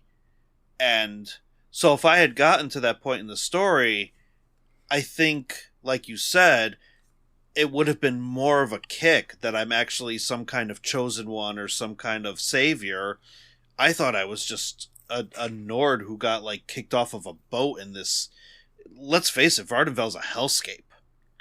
Yeah, like yeah, it's not a pleasant you're place literally to be. You're exploring a world where you do not want to be there, and they do not want you there, which is also very different from Skyrim, because people don't know you from a hole in the wall in Skyrim until you start shouting. Yeah, like they don't come up to you and say go away or do you have a problem or whatever else that they say. Like there was one NPC that was like, well, what are you bothering me with now? Like, it's the level of disrespect. Yeah. Like you're very clearly, this game is meant to throw you somewhere where you do not want to be and say good luck. I just had a brilliant idea. I want to make a red guard. I'm going to try to make him bald. I'm going to name him Mike Tyson. I'm going to make him an unarmed build. And I'm going to jack his unarmed up to ridiculous, like he one-shots everybody. And I'm just going to run around punching anyone who disrespects me. Because here's the thing you can do in Morrowind that I forgot to bring up. You can kill essential quest people, and then they're just dead, and you can no longer do the rest of that quest. Like, there are very few people that you attempt to kill. Actually, I think in Morrowind there is I don't think there's anyone who's essential, which means that when you kill them, they just drop to a knee and then heal up like they do in like Fallout and some of the later Skyrim games. I don't think anybody's like that in Morrowind. You accidentally whack somebody with a fucking sword and they drop dead, they're dead. You better reload. Wow. But yeah, gentlemen, if you were to give Morrowind a rating on a 10 scale, where would you find it lying at?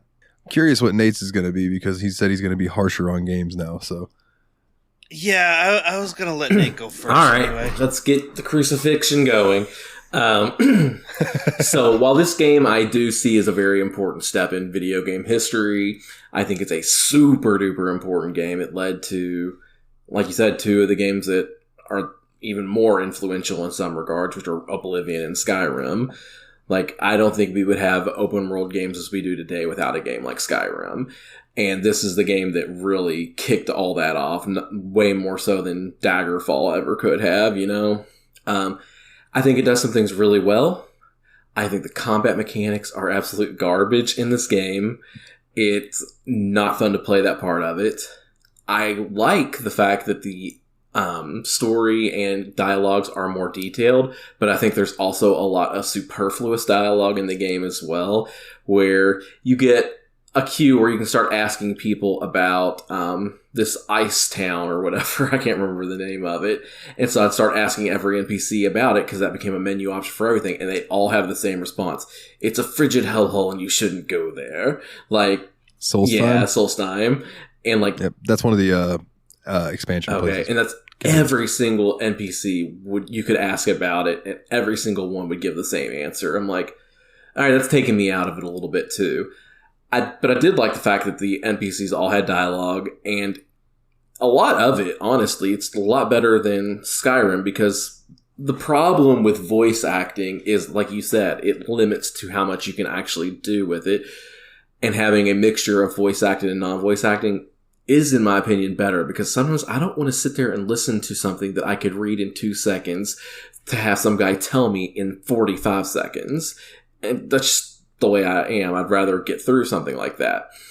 It's a long way about saying, it's like, I really like this game, for a lot of the things it did, but I don't like playing this game. Like, it's fine. I can play it for a few hours and I never have to touch it again.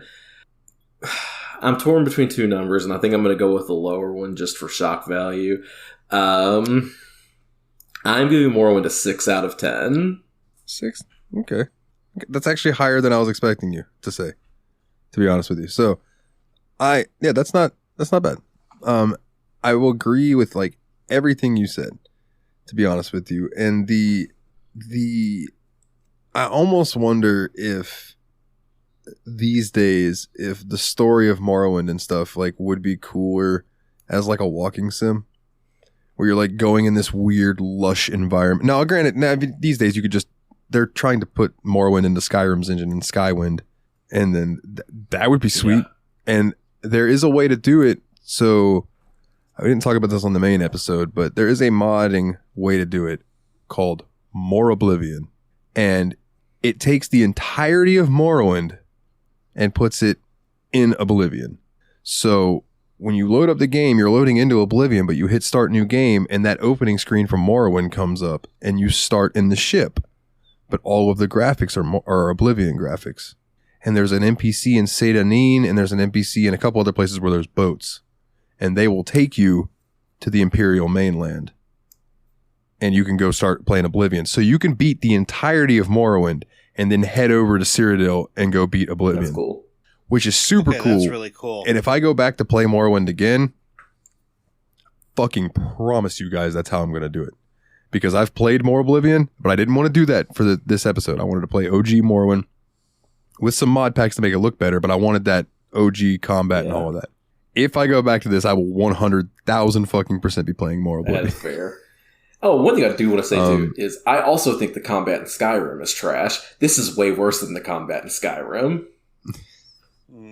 Combat in Oblivion is not going to make you any happier. I don't think Elder Scrolls games are supposed to have good combat. I think you're supposed to focus on everything else. Because I found the most fun I had in Skyrim has been not combat. Combat is actually something I kind of avoid in that game. Here's my thing. The funnest combat in Elder Scrolls games to me is archery and spell casting. Because when you have a sword, you're just whacking. It's the same in Morrowind, but it's just like you're just hitting. You're just whacking at them. Whereas with magic, you might hit them with a thing that locks them in ground, and then you hit them with a firebolt, and then, try to freeze them or do all these different things. Or with archery, you just sneak up and you shoot them from afar, and they die before you ever even get there. But when you start getting into these battles where you're just going clunk, clunk, clunk, clunk, clunk, clunk with your sword while your enemy is going clunk, clunk, clunk, clunk at you, and it's like, the only thing going on right now is whose HP is going to get down more. And that's why I like those mods for Skyrim that change the combat up a little bit, where it's like a little more soulsy. So it's like you need to block, because if you get hit, it's going to fuck you up. And your enemies now block, and you have to deal with that. And there's just things, I don't know. Bethesda releases good games, and then their fans make them great games. And see, that's what I liked about Kingdoms of Amalur, though, is the combat, and that felt rich and well executed. Yeah, and faster paced. I agree. And faster, and a lot less clunky. Kingdoms of Amalur played to me like a really good single player MMO. Yeah.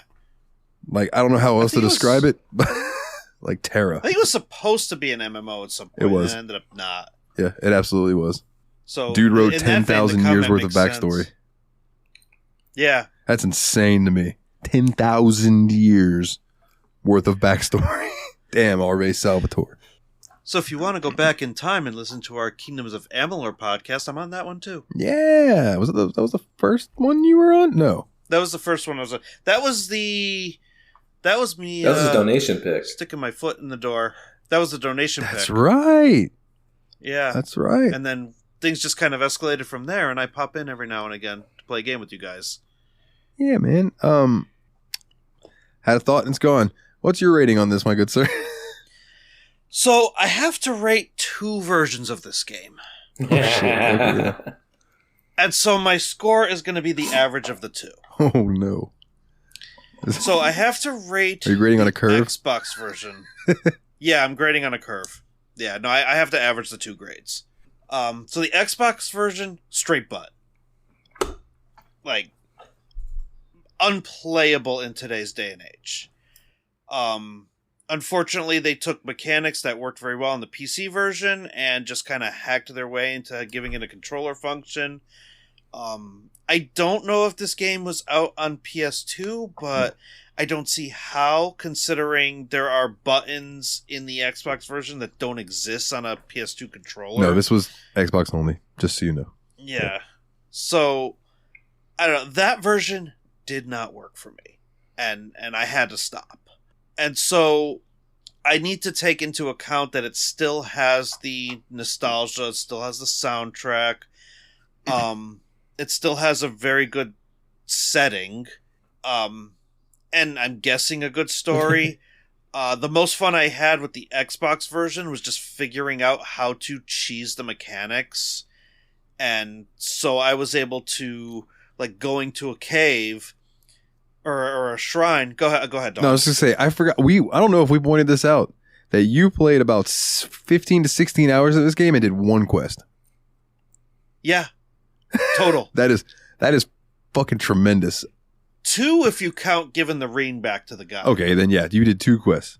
I did 2 quests. Tremendous. So, but that just shows you that you can get lost in these games, figuratively and literally. and Skyrim is the same thing. Like, I could spend hours doing nothing in that too. So most of my time was like exploration. So I found this cave, and there was a goblin in the cave, and I couldn't kill him. But the Xbox version has cheats. So I was able to keep him from killing me by constantly using a cheat to refill my health. So I found out that I could use him as a grind point. And so I basically just started leveling up my sword and my armor skills through him until my stuff inevitably broke and I had to go back to town. And so that's where I got the charm and where I got the joy out of the Xbox version. So for that version, I'm going to give it a 4.5. More along the lines of what I thought Nate was going to give it. Okay. Yeah. It's a 4.5 cave bats out of 10 Dunmers. All right. But the PC version has a lot more potential to me, especially considering the mod pack that you showed me. And I think once I get that order figured out and I could get all the textures to load in properly, and it'll just be a much better experience. But I think even if I were to just do Open MW with no mods, then just the menus and the accessibility of kind of combining controller with a trackpad setup, I will get, and also being able to like click on some of the blue text to get more information. You can't do that in the Xbox version. I think that experience to me bumps it up to a 6. And so my score has to be 5. Oh God, I lost it. 5.25? Huh? We'll do 5.25. That's fine. 5.25 chitons out of 10 netches. All right. See, if you weren't doing the average and Nate gave it a 6 and you gave it a 6, I was just going to give it a 6 out of principle so we could get out of here and be like, say that. But I respect this game just for like what it meant to PC gaming in general and open world gaming in general. I don't think it's aged great. If I were to recommend anyone who has a passing interest in Morrowind but does not have interest in older video games, on YouTube there's a dude, Patrician TV. He did like an 8.5 hour video on Morrowind. And fun fact, for the first like 5.5 hours of that video, he's playing on the Xbox version until he gets to a point where he basically says, okay, fuck the Xbox version. I can't deal with that anymore. We're moving to the PC version. And then he's like, God, this is so much better. And it's funny because his video goes from 4:3 to 16:9. And suddenly you're like, oh, okay, he's using Open Morrowind now. And yeah, it's... God, I rest my case. Yeah, it's I didn't want to bring that up earlier because I didn't want to stomp on you. But like, yeah, so that's why I was giggling while you were talking about that. I'm like, yeah, this sounds familiar. I know exactly what you're talking about. That video is tremendous, and he covers anything you could want to know about Morrowind in that video. That motherfucker is crazy. He put out an 8.5 hour Morrowind video. Then he put out an 11-hour Oblivion video. Then he put out 2 videos on Skyrim. One of them is 11 hours and one of them is 9 hours. And they're a part 1 and part 2. Wow. Dude goes in depth into these games. And it's just impressive. I don't watch them in one sitting, obviously. But like, I'll throw it on YouTube and I'll watch an hour or 2 of it and then go do something else and then come back and watch it. And it's amazing. It took me like a week and a half to watch the Skyrim videos. Maybe 2 weeks. But like, dude, I'm impressed by the amount that guy puts in. So shout out to him. But as far as enjoyment of me playing this game, I stuck with it because I wanted to see Dagoth Ur. I wanted to hear the words from Dagoth Wave. As stupid as that sounds, that's what drove me to the end of this game. And when I finally got to Dagoth Ur and I heard that and I figured out how to kill him, and I killed him, I no longer gave a flying fuck. And I uninstalled the game and deleted my mod pack. And like I said, when I go back to play it again and dive into it a little deeper, I am absolutely going to do it under the Oblivion engine because I think I am going to enjoy it more because that's the engine that I originally know. You know, so the jankiness and all that shit that comes with it, I'm used to that jank. Give me that jank all day. So for Morrowind, though, I'm going to give it a 7. So I'm going to give it a 7 Outlanders out of 10 Nerevar. So it's all right. Definitely a product of its time, but one that if you have any passing interest in PC RPGs or RPG gaming in general, I would say at least like dip your toes into it so you can see the beginnings, like we talked about, the seeds of what would become the games that you enjoy today. Yeah, for sure.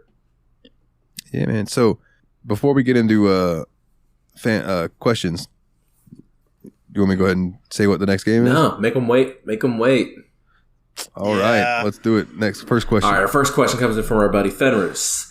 Tomorrow, you wake up in a cyberpunk world. What is the first cybernetic enhancement you get? My legs. So I never have to deal with knee pain again. And I can run without my legs getting tired? Are you fucking kidding me? Hell yeah, give me some cybernetic legs. See, I'm going actually complete opposite. I'm getting these bad boys replaced with the Jack Specials. There you go, going Jax. How did I know? How did I know Nate's going to be like, sup? Yeah, dude. And he's going to have like this little blonde girl who's dressed up like a soldier hanging out with him at all times. Like, dude, can you just imagine how the Jacks are? Just be able to rip anything apart you need to. Like, you'll never struggle with a pickle jar again, baby. Come on. How did I know you were going to go pickle jar? You need to be careful with the old pension roll with those things. True. You accidentally just annihilate one of your testicles. I guess I'll have to get that cybernetically redone too. That was a quest in Cyberpunk, actually. Like, go ahead. Oh, no, I was going to say, like, you run into a guy who, like, got some black market genitalia surgery done, and, like, you have to get him to the hospital immediately because it goes wrong, and if you don't get him there in time, his legs go off. That's really funny, though. Yeah. I saw a thing today that was these reviews coming out for the Phantom Liberty expansion. Yeah. I did not see a review under like 9 out of 10. It's crazy, that game. How it's gone from being the biggest disappointment to being like, this game's freaking amazing. Like, I couldn't get into it when I tried to play it, but I respect the hell out of it. I mean, look at the Witcher 3. That went through a similar thing. It's just that CD Projekt Red's MO. Yeah, Witcher 3 was super buggy when it first came out, and they fixed it, and it is now considered one of the, if not the greatest RPG of all time. So, which Baldur's Gate, I think, from what I hear, is trying to dethrone that game, something serious. But as far as cybernetic enhancements I would want, I don't think I would want to change my outward appearance, except for maybe my gut. So I'm just going to go, nanobots. Just, get in there, regenerate my organs, kill some of the fat, make me look like a halfway decent, not hideous human being and potentially be immortal. That's a good call. So you just want to be a roided Jim Hell Cornette. yeah. All right, I'm down. All right, this next one comes in from Adam. It's a fuck, marry, kill of the Elder Scroll races.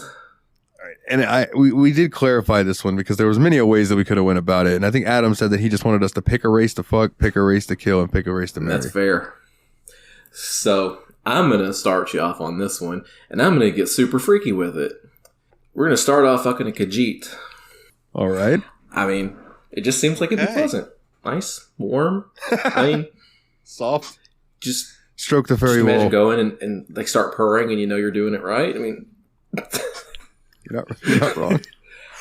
I'm gonna marry an Argonian. Just because All I think right. they could help me out a lot in life. Like if I need something underwater, they can just go get it for me. I mean, just really cool stuff. That's true. And then Argonians can breathe underwater. That's then kill. I'm trying to remember which are the terrible races. Is that the Imperials or the Nords? so. Well, they're both pretty bad. The Imperials are all about spreading the Imperials to all over Tamriel. The Nords are straight up racist and don't want anyone else but the Nords. Yeah, in let's kill the Skyrim. Nords.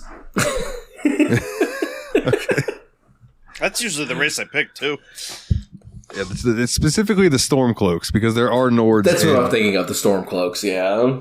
Yeah, but they are Nords. So yeah, you would Yeah, have to. we're going to take out the Nords. So that's what you're getting from me, guys. All right. I am marrying an Imperial because they are silver tongued and they are good merchants, which means he'll probably have some money. I am going to fuck a Bosmer, the Wood Elf. That's a good call. I like them because they are great at archery. So usually when I make a sneak archer, I'm going Bosmer.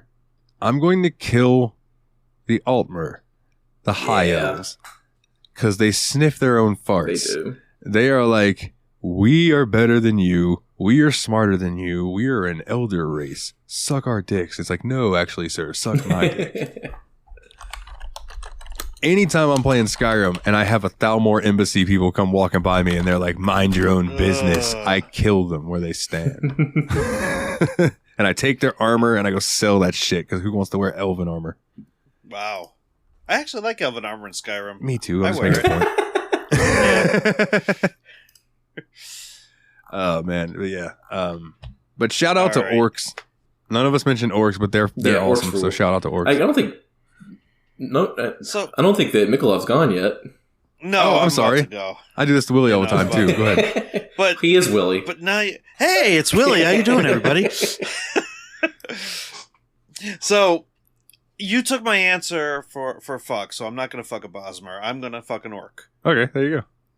because man, that sounds like a good time. Bones might Yeah, get they broken, will. but you know what? It's probably the same experience you'd have with a Klingon. You're just gonna enjoy the ride.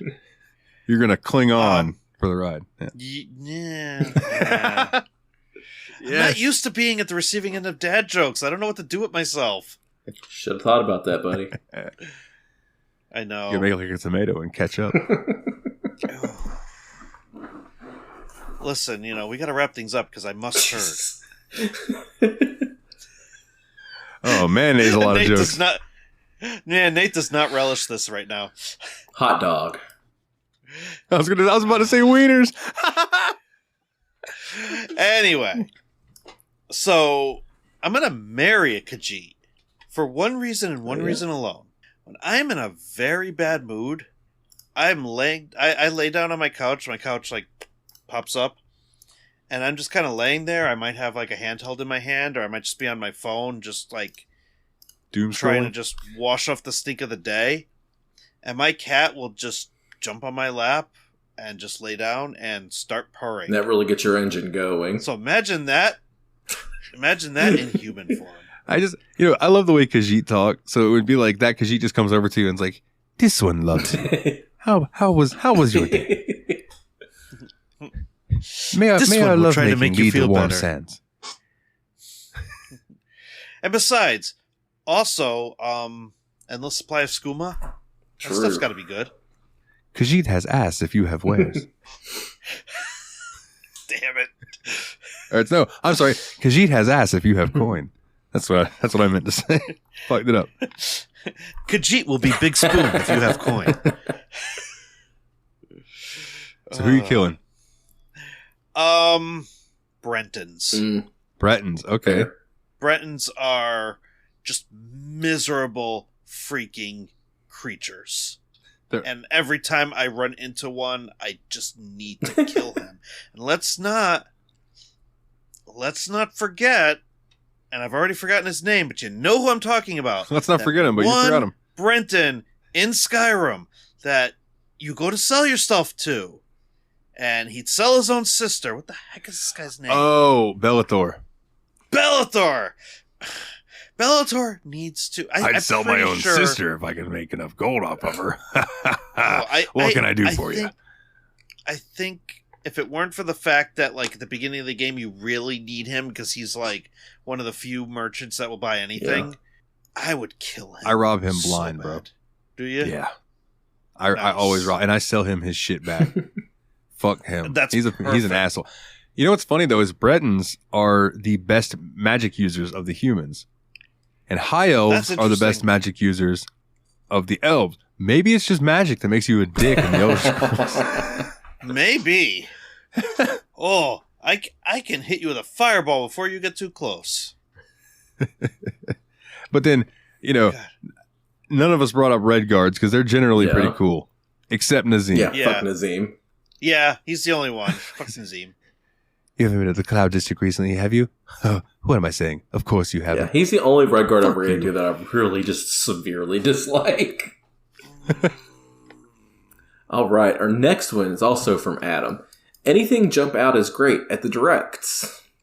It's like the PlayStation State of Play, the Nintendo Direct. One thing, go ahead. Yeah. One thing that really jumped out to me, I'm kind of excited about, and I want to see even more about, is that new Princess Peach Showtime game.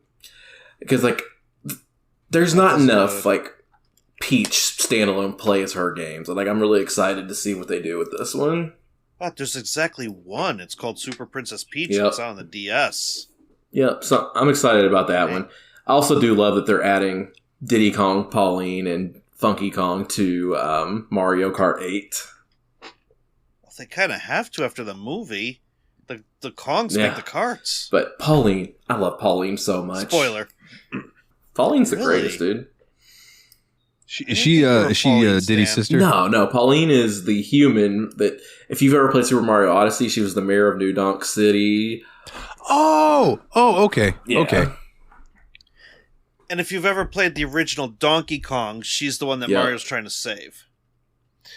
Okay, well that's weird. I always got the vibe that he was trying to save her because he wanted that booty. But if you play Mario Odyssey, there's a weird body discrepancy between the two of them. Yeah.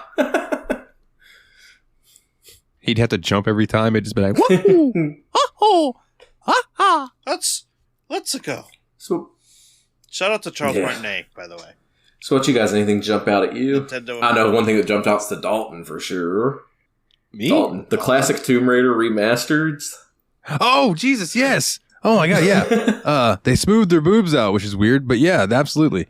I really, like I was talking about earlier, I hope they have a toggle. We talked about that in the Patreon, actually. I hope they have a toggle where you can switch the graphics like I discovered the Halo remastered games have when I was randomly playing those last night, and I clicked select on accident, and all of a sudden it looked like it did back in the day, and I was like, so that was constantly. And here's the thing. Here's a quick side tangent. When I'm playing Halo, not only does it work when you're playing the game, but when you're watching a cutscene. So they have these new, beautifully rendered, CG movie fucking cutscenes. But you can hit select, and it'll take you back to that original Xbox characters walking up, and they were doing the little cutscene with in-game characters and stuff, and then you can switch it back to this movie-looking fuck. It's awesome, bro. That is cool. It's super, super cool. The Tomb Raider remasters, the Star Ocean, second story that is another one that looks fantastic, and I can't wait for that to come out. Man, I haven't watched any of these yet. I've just been gathering information from what I got for the JRPG report and what I'm looking through for that. But those are the two big ones. I know Mikolov's going to mention one, so I'm not going to mention that one.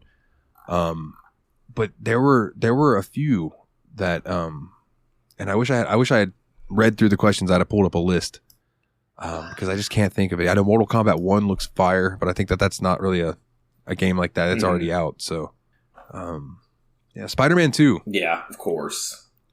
Spider-Man 2 looks incredible, but that's not going to come to PC for a while. No, you guys still need to play Miles Morales, though, right? Yeah.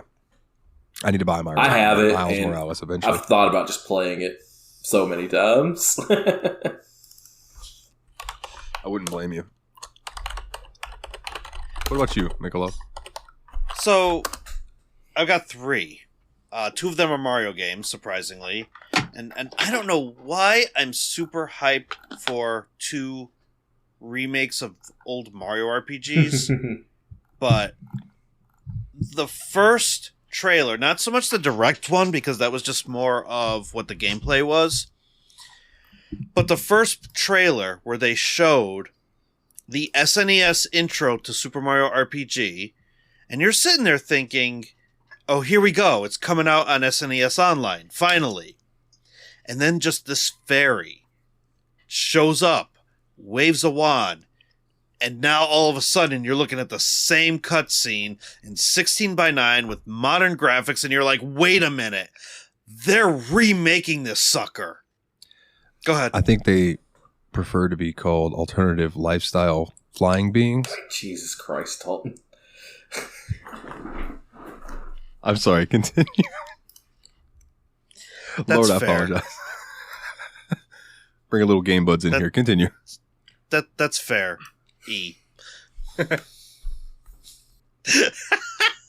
Oh, Nate. How the turntables. So let's cool down from that amount of hype. And then they announced Thousand Year Door is coming back. Completely remade. Yeah, and that's exciting to me because I've never played any of the Paper Mario games. So, and the thing of it is we talked about this on JRPG Report too. I feel like that's a precursor to something else that's coming. Yeah, because I think that maybe Nintendo's finally listening and they're not doing stupid stuff with Paper Mario anymore. They're re-releasing their most popular Paper Mario game ever before they just started to get crazy with mechanics and everything. And so we may be getting another Mario RPG of some kind. We could be getting another Paper Mario that's actually the proper, I don't think proper is the right word, but the most widely accepted gameplay style for a Paper Mario game. Or we may just get another Mario RPG. Because if Nintendo is willing to go back to the table with Square Enix and negotiate being able to use Mallow and Geno again and just redo this whole story, they may be willing to go part 2. And that will make me very happy man. Yeah. Be pretty cool. And then the last one I should probably just touch on is Final Fantasy VII Rebirth. Yeah. Just because I feel like that's going to be the meat and bones of this trilogy, and so you're going to be able to do actually the fun stuff in that game. They already showed Chocobo racing, they showed Chocobo breeding, so I think that this game is going to be a lot more open than the first one was, and it's going to feel like all the things that you liked doing in Final Fantasy VII, but it's very nicely rendered. Which gives me pause for the third one, because I don't want the third game to just be the last dungeon. I feel like they're going to have to pad that out a little bit. But still, I'm really looking forward to it. One or 2 other games really that I spaced, but I literally just checked my phone and Jeremy has sent me a release date for one of them. So, I'm like, oh, okay. The Like a Dragon Guide and the Man Who Erased His Name, and Like a Dragon Infinite Wealth, which is Like a Dragon 8 or Yakuza 8. And that apparently the release date for Infinite Wealth is January 2024, because as we were recording this, I believe the Ryugai Gitoken direct, I'll call it, showcase happened today, and Tokyo Game Show started right around when we were starting to record. I believe Tokyo Game Show started. Nice. So, There's going to be a lot more shit for us to be like, oh God, coming up soon. Because this is the good time of year, especially for the JRPG report. This is where we get our cake. Yeah. Yeah. No, this is we're gonna have a busy Sunday. Yeah. One more that I wanted to bring up too was Resident Evil 4 got its DLC announced, and VR mode is coming to Resident Evil 4. Oh boy. Oh, no. And I believe that DLC for 4 is Ada Wong. Yeah, right? they did do so basically they're doing a remake of the original DLC for Resident Evil 4, which was the Separate Ways part add-on, which does have the playable Ada Wong in it, yeah. Yeah, Ada's such a badass. I remember her from 2 just coming in and kicking ass and taking it. I love her. It's going to be some pretty cool stuff coming out. Talk about a series I didn't expect myself to get as into as I did. Yeah. But the fact that I sat there and beat 2 whole games and then started a third in the time it took us to do the 1 episode on Resi 2, I'm just like, man, good stuff. Right. Our next question comes from Kana, and I'm going to let Dalton explain this one to us. How can you kill a god? What a grand and intoxicating innocence, Kana. You get a really high sword skill stat and you whack him about 5 times. After you've killed the heart of Lorcan by striking it 5 times with Keening and 5 times with Sundering. There you go. That's how you kill a god, Kana. This.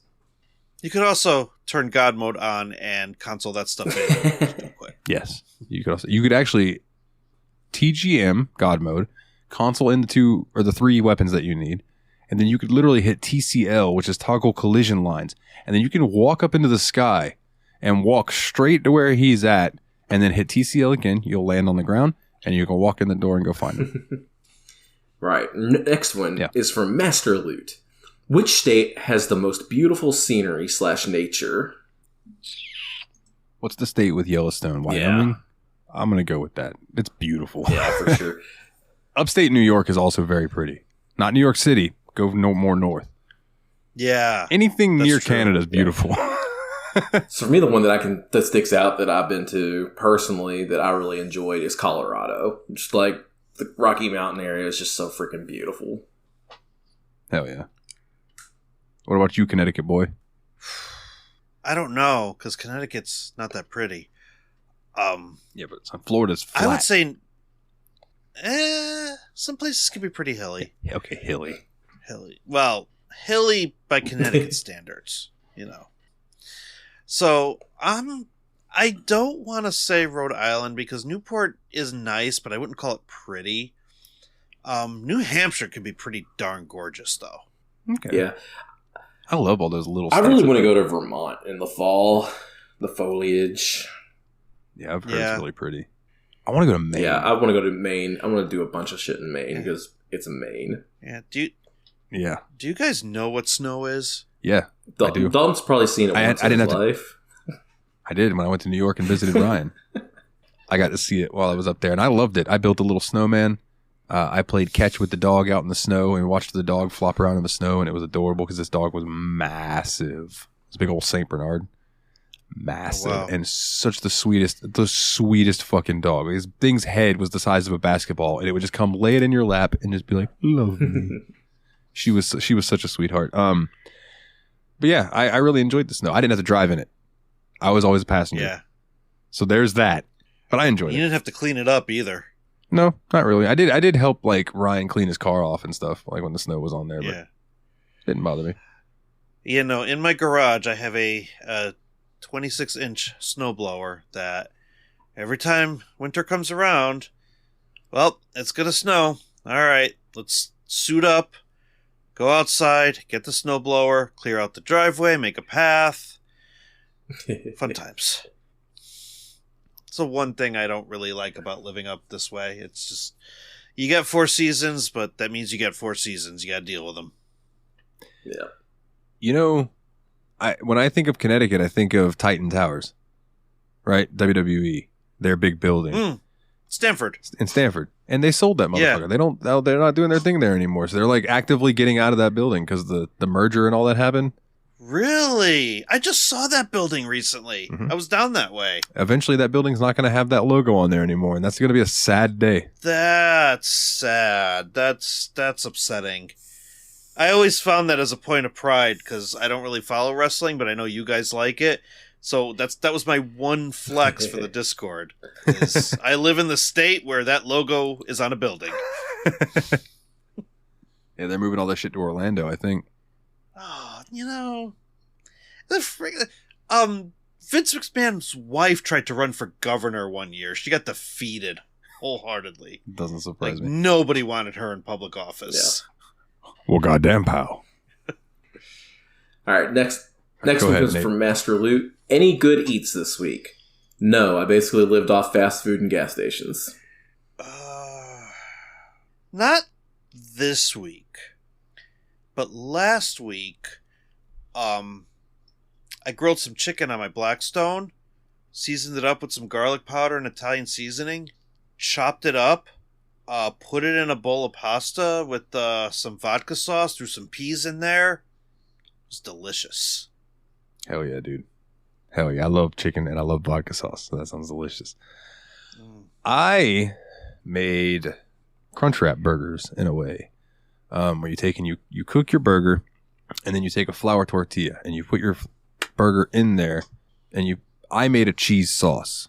So like I didn't do straight like cheese. I just did a cheese sauce that I had whipped up and drizzled some of that in there, and then you fold it up and you put it in the pan, folded side down first. So you can get that where it cooks and seals it, and then you flip it over, toast the other side, and your stuff on the inside stays nice and hot. That cheese gets really nice and melty in there. And I didn't even put condiments on it. It didn't need it. Nice. Like, and depending on how I do my burgers, I'll either just do salt and pepper, or if I mix them, because a lot of times I try not to mix them. So like, I just pull out a chunk, form it into a ball very quickly, and that's it. That's all I touch it. That's how my burgers stay so damn juicy. Don't overwork them.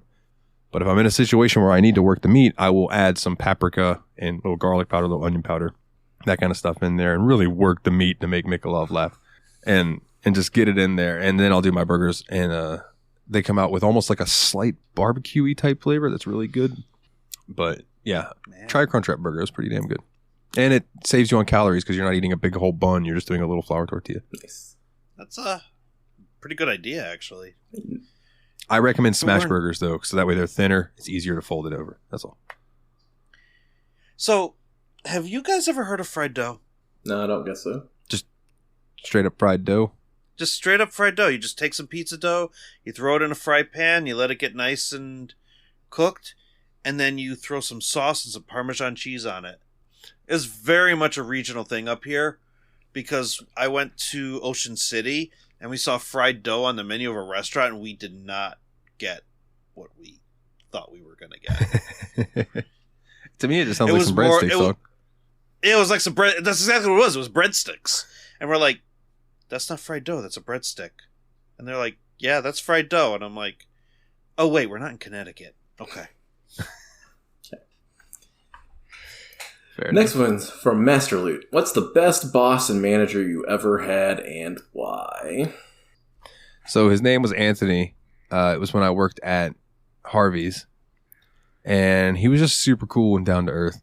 Like some dudes that were trying to steal straight up tried to jump him one time, and I got in between it and everything. So me and him had like this weird respect after that. But like for instance, we're sitting in the office one time, and he just goes, "Yo, D." And he shows me his phone, and there is a video playing of him. It's his hand spreading open this girl's hoo-ha. And he goes, that's what a black girl pussy look like. Right? Anthony, just this old black guy. I loved him to death. And there was a time I'm sitting there, I'm counting money. And this girl, Lindsay, that I worked with was in there. And I'm counting her till, because I was an office manager back then. And she goes, damn, Dalton, you count money like a drug dealer. And I stopped counting, and I looked at her. I'm thinking to myself, bitch, you have bought pot from me before. Why would you even say that? And so I look at Anthony, and Anthony just looks at me and kind of grins and goes back to looking what he's doing. Because Anthony's from the streets. Like, he knows what's up. He knows that I'm a stoner. Like, he ain't dumb. He used to tell me, he'd be like, yo, Suda, when you get off, go home, get your mind right. Go get your mind right. Yes, sir. So anyway, so the girl looks at me and she goes, so I just have a question. What happens if our till is short, you know? So like, say it's like $50 short. and say like, I worked it that day and then like the office people worked it that day. But if it comes up short, like, do I get in trouble for it? Or is like, does everybody who worked it? Cause you guys work the registers too and all that. And before I can answer, Anthony just holds his hands up and he goes, hold on, I'll take this one. And he leans forward and he looks at her and he goes, we don't come up $50 short. End of story. And then he just sits back in his chair and goes back to doing what he was doing. Just completely like, no, bitch, that doesn't happen. So don't even worry about it. Cause if it does happen, it's on you. Cause that doesn't happen here. But yeah, Anthony was the man. He was super cool. I should have been a better person back then when I was working there. I guess mine would probably be about 3 jobs ago. I went through a weird period where a company I was working for got bought out, and so I had to transition to this whole other company stuff, and I got a new manager and all that stuff along the way. And I ended up staying with that company for like 5 more years after that company got acquired, and like well over 7/8 or 90% of the people who worked there before were let go. I was still there 5 years later. So he was a really cool dude. I learned a lot of new skills and became much more acclimated in doing data work. So really helped my career get to where it was. Oh, yeah.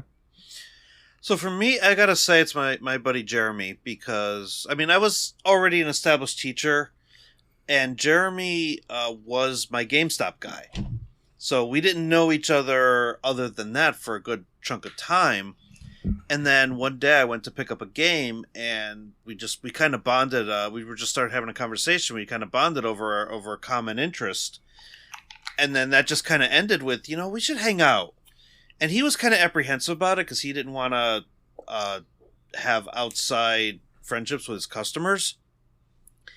But I don't know what it was about me that convinced him to break that, but he invited us over for dinner, and then next thing we knew, we were friends, and then next thing I knew, like, I went there to pick up a game, and he's like, I need seasonal help, and he just casually passes me an application, and I ended up working GameStop as a second job for like 4 years after that, just because he was my boss, and it was an opportunity for us to hang out and bullshit, and I was able to help him get some work done because he was having trouble finding decent employees at the time, and it just worked out. Hell yeah. And we still get together. He's like, my kid calls him Uncle Jer, and he's family. It's awesome. All right, next one comes in from some jackass Team Retro. Sorry, who's the worst boss or manager you ever had, and why?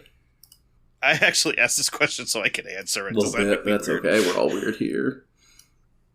Go for it. So, I had this lady who was my manager when I worked at one of the 3 Toys R Us's I worked at up here. And she was just a nightmare. She was absolutely freaking insane. And there were 2 moments where I knew that I needed to get out of there. One of them was where, because I was working HR for the store, her and I had to go to a conference in, I don't even remember where it was, in Massachusetts, I think. I couldn't tell you. But we had to go to a Toys R Us conference in like a hotel conference room. And she drove, and I was supposed to be the navigator. This was before iPhones. And so I had printed out directions on MapQuest. I was there for those times. Don't worry, man. And I had a Motorola Q, which did have access to whatever came before 3G. And so I could kind of reference that as needed in case I got lost, but I was going to go over my data if I did, so I tried not to. And she kept misinterpreting and going wrong directions. And then she would start yelling at me that we were going the wrong directions. Now, keep in mind, I was stuck in a car with this woman. Ugh. Yeah. And then the final nail in the coffin was when we had an ice storm up here. And I had to drive half an hour on the highway in a sports car in the ice storm, drew 20 miles an hour on the highway, just scared, white knuckling it the whole way, to get there for 4 a.m. to open the store so the truck people can go unload the truck. Of course the truck people didn't show up. One of them was in walking distance, but there was just so much ice that he would have slid here. So, I'm alone in the store. There's no way in hell I'm working on that truck by myself. And so I go off I start doing other things to prepare to open. And then finally, like, one guy shows up and he starts working on the truck. He does what he could. Well, that lady told me to write up everybody who called out because of the snow. And then yelled at me that the truck wasn't done. Man, that sounds familiar. Yeah. It's your turn, Dalton. Well, so I have two trains of thoughts on this. One is I worked for a guy that in produce over in Winn-Dixie that I walked in one day. So this dude, he was very, very particular. He wanted all of the apples turned with the stem of them facing the back of the store. So he wanted the apples on their side, all of them. And he would come in the next day and he would look at them, right? I got off at 9 o'clock. The store was open till 10 o'clock. So if anybody came in and fucked with them after I left, I would get in trouble for them not being perfect, right? So his thing was you'd go in and he would have the list of things you're supposed to do from the night before.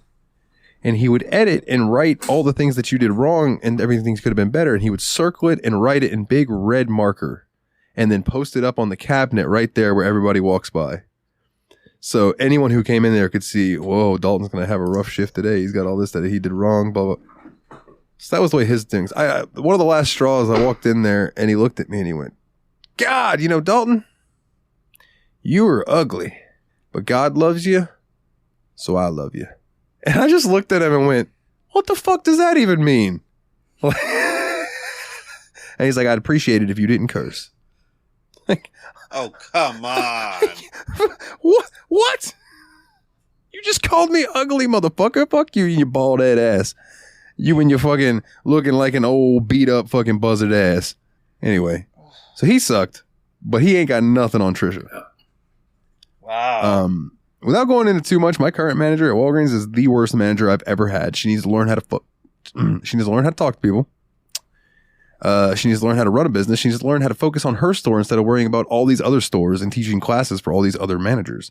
And she needs to get back in touch with being someone who works up front and not someone who just tells people up front what to do.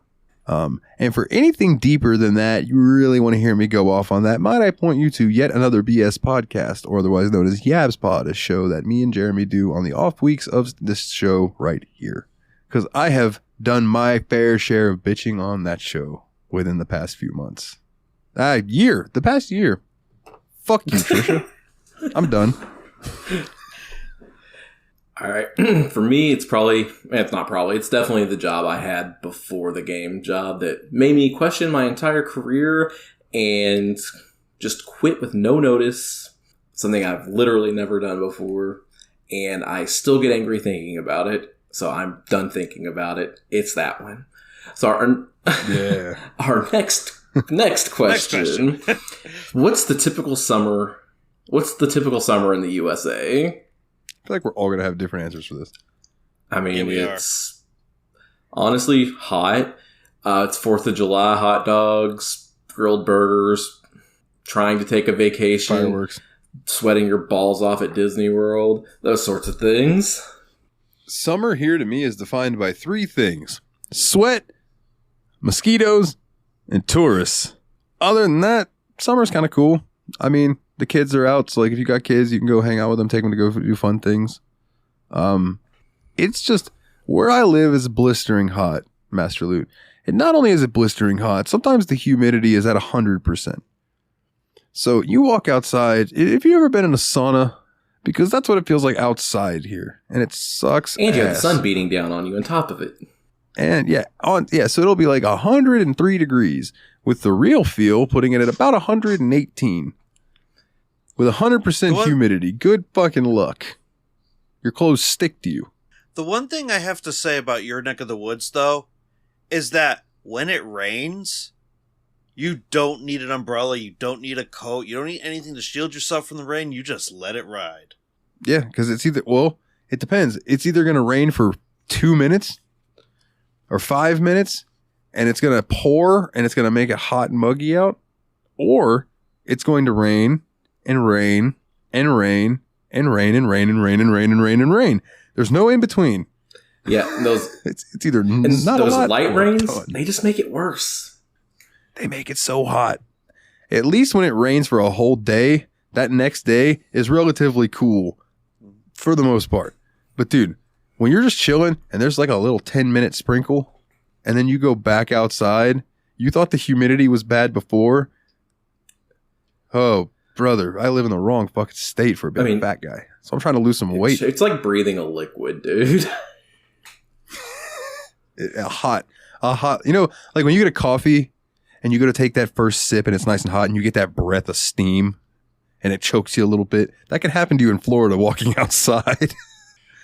I have literally, and I shit you not, I have sweat and been so hot that I go into the air conditioner to cool off and I begin to steam because I am so hot that I'm putting off steam from the temperature difference because my hair's so thick. Bro, it's... Would that make you a steam machine? I should start a podcast. Yeah, you probably should. So, see, I guess I have no room to complain. It can get high 90s, low hundreds up here, but when that happens, we typically call it a heat wave, quote unquote, and people cannot handle 90-degree heat up here. See, we just call it a Thursday. This year we had like 3 straight weeks to a month of over 100-degree weather in Tennessee, my dude. Yeah. I've been to Tennessee as well, and man, you guys get some Beatles down there. John, Paul, George, and Ringo. Damn it, I have never... God, I wish it was a singing variety, but man, that's another thing about Connecticut people. They're afraid of bugs. They are deathly afraid of flies and mosquitoes, and they hate them and want them out of their life. Send those motherfuckers down here around where I live, around the swamps, and let them have a mosquito the size of a small cockroach land on them and begin to suck their blood. Bro, there are times that I kill mosquitoes down here when you smash them, and I am soaked in someone else's blood or my blood. I don't know, and I'm like, I hope it's mine. It's like, Did I just inadvertently give myself hepatitis? What the fuck's going on here? Oh, yeah, no, we don't like bugs up here, and we don't get anything like what you guys get. Like, I'm pretty sure my first night in Tennessee when I saw the Beatles that were coming out, God, I freaked out, and my buddy that lives down there was just like, "What's your problem? That's just That's the way got it is nothing down on here." the bugs in Florida, dude, because I've seen them too. Yeah, and I'm just like, man, Even just like my dad's from New Jersey. Sorry, I didn't mean to interrupt you, but like my dad's from New Jersey. yeah, you're fine. Right? And when I was up there, he was telling me, he's like, you know what's great about up here that you can't really do in Florida? I was like, what? And he's like, other than mountains and things like that. He goes, if you see a nice lake here, you can go swim in it without worrying about jack shit. He goes, because up here, there are no water snakes. He goes, and if they are, they're not poisonous. He goes, there's no gators up here. There's nothing in that. I mean, venomous, not poisonous. And there's nothing in this water. He goes, you might get bit by a gar. He goes, or you might have a fish nibble on you, but there's nothing that's going to grab you and drag you underwater and drown you and kill you and eat you. Whereas I have literally walked out in my fucking backyard here and had an alligator in my backyard. And I don't live near water. I'm glad I don't have the alligators, but we have got a lot of water moccasins and alligator snapping turtles, and you want to lose a foot real quick? Yeah. Dude, just fucking accidentally step near one of those things and it just takes 2 toes off. Boom. Oof. No, thank you. And then moccasins, you get bit by one of those, you better hope you can get to a fucking hospital or you're dead. Yeah, Connecticut's looking better and better every day. I say, no, you guys got that WWE building. You guys straight. But you know what, Dalton? We still swim in the lakes because we're idiots here. Yeah, I do not as much now that I'm older, but I will still... I have this paralyzing fear of being like in the open lake water. So like I'll swim near shore, I'll swim near a deck. But if I'm out on a boat, I'm staying in that fucking boat. I'll get on a raft and get pulled behind it and everything. But if I fall off that thing, I'm going to be in pure anxiety until you get that boat back near me and I can get out of the water and onto the boat. I'm way more scared of by the shore than the open water in the lakes here, because the snakes and the turtles are all going to be on the shore. Yeah, fair enough. And the snakes are here there too, but like I can see them generally because I don't fuck around with lakes that have like a lot of reeds and stuff. By the way, no, fuck you. No thanks.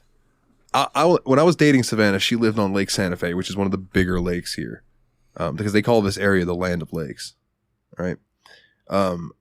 And we're out. It's nighttime. Again, she was drunk, barefoot. We're out on her thing. She's charging her crystals in the moonlight. Kind of touched on this earlier, right? And we're sitting out there, and I'm like stressing because she's wasted drunk. And I'm trying to keep her from falling into the lake or being stupid. And I hear... And I was like, oh, that's not a frog. I was like, that's a fucking alligator. And she goes, yeah, there's a big one that lives out here.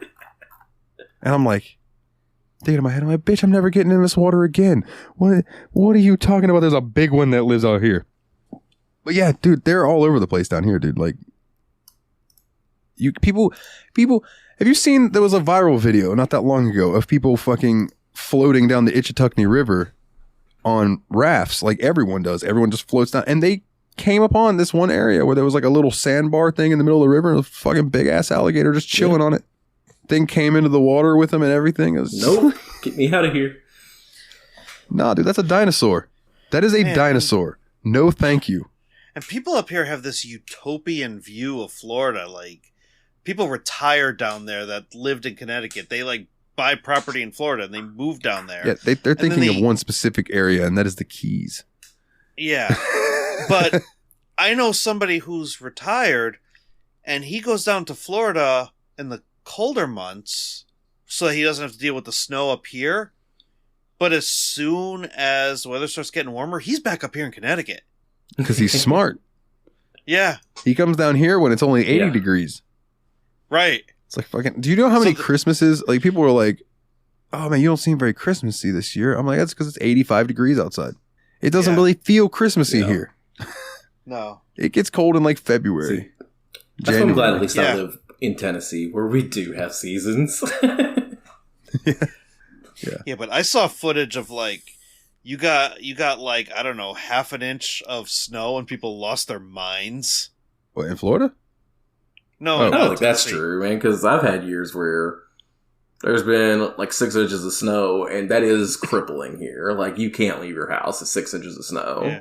No, and I don't imagine there's a lot of plows. You have to wait for the city to send the street plows, and if you're living on a small road, it might be 5 days until you get one. Wow. Yeah, see, up here we have every town has plows already ready to go, and the second we hear a snowstorm is coming, like, they pre-salt the roads, they like gas everything up, and they're just on it. See, we don't have that here because, like, we went to Boston a couple years ago in the middle of winter, and it snowed, and it was no problem for any of our Uber drivers. And we're like, this is nice. Yeah.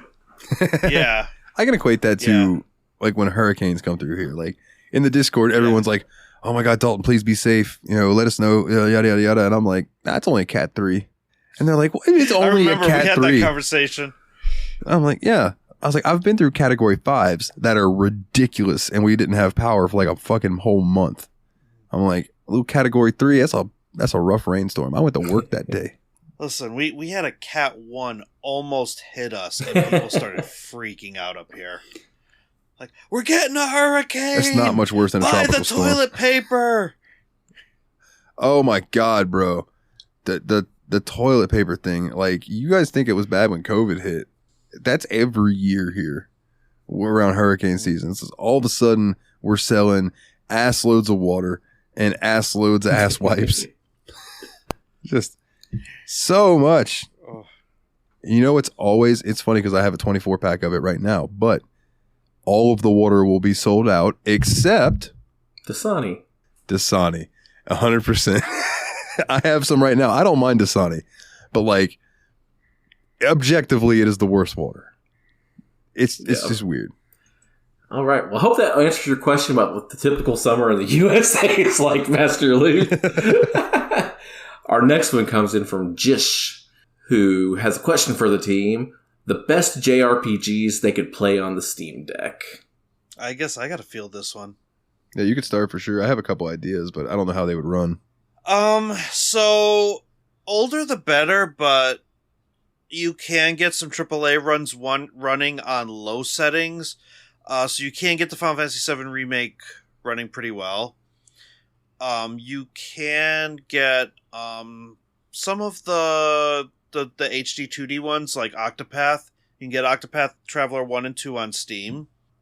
Tales of Arise, I think, is probably a good one to dip your toes in. The Trail series will run perfectly on the Steam Deck.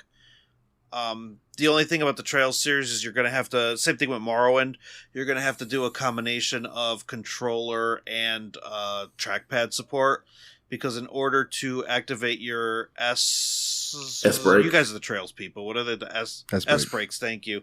In order to activate the S-brakes, you have to use the trackpad to actually manually select it like you would a mouse. But everything else you can map to a controller, and there's community layouts out there for that. And then if you really want to dive into the rabbit hole, you can get EmuDeck, and you can play JRPGs from the NES, SNES, PS1 era, and just go whole ham. So hopefully that gives you some suggestions. The only thing I would say is, no matter what you get, if it's a more modern one, you're probably not going to be able to bump up the graphics to anything past low. So if you're looking for something that's pretty, you probably are better off playing that on your PC. If I could throw a series out there. Hold on now. Give me one second. All right. Okay, so let me edit what I'm going to say real quick. So the Neptunia series, right? Neptunia Rebirth 1 and Neptunia Rebirth 2 Sisters Generation are both Steam Deck verified. But Neptunia 3 Rebirth 3 V Generation is Steam Deck playable, not verified. And then V2, Mega Dimension Neptunia V2 is unverified or unsupported, I mean. So the first two Neptunia games, I highly, they're so quirky and they're so fun and they're charming. Give them a shot. Let me check one more. And just because it's unverified doesn't mean that it won't work. It just means that there's something up with the game that doesn't 100% vibe with what Steam's looking for in the to get that verified. Since the boys covered a lot of the ones that I would have probably said too, the one I'm going to throw out there that they did not say, and that just checked and it is Steam Deck playable but not verified, but I played it on the Switch originally, so it's going to be just fine. Dragon Quest XI. I still need to play that game. So good, so long. Yeah, but so it's a good. long boy, so if you want to play a really good long game, that's the one. Yeah. There's 3 games right now that Dalton is going to hound me until I play, and I still haven't gotten to them yet. What are they? I know. Trails, Yep. Yakuza, Yep. and the one you just mentioned. Dragon Quest Linked. XI. It's late here. Dragon Persona Quest 5 XI. Royal is also Steam Deck verified.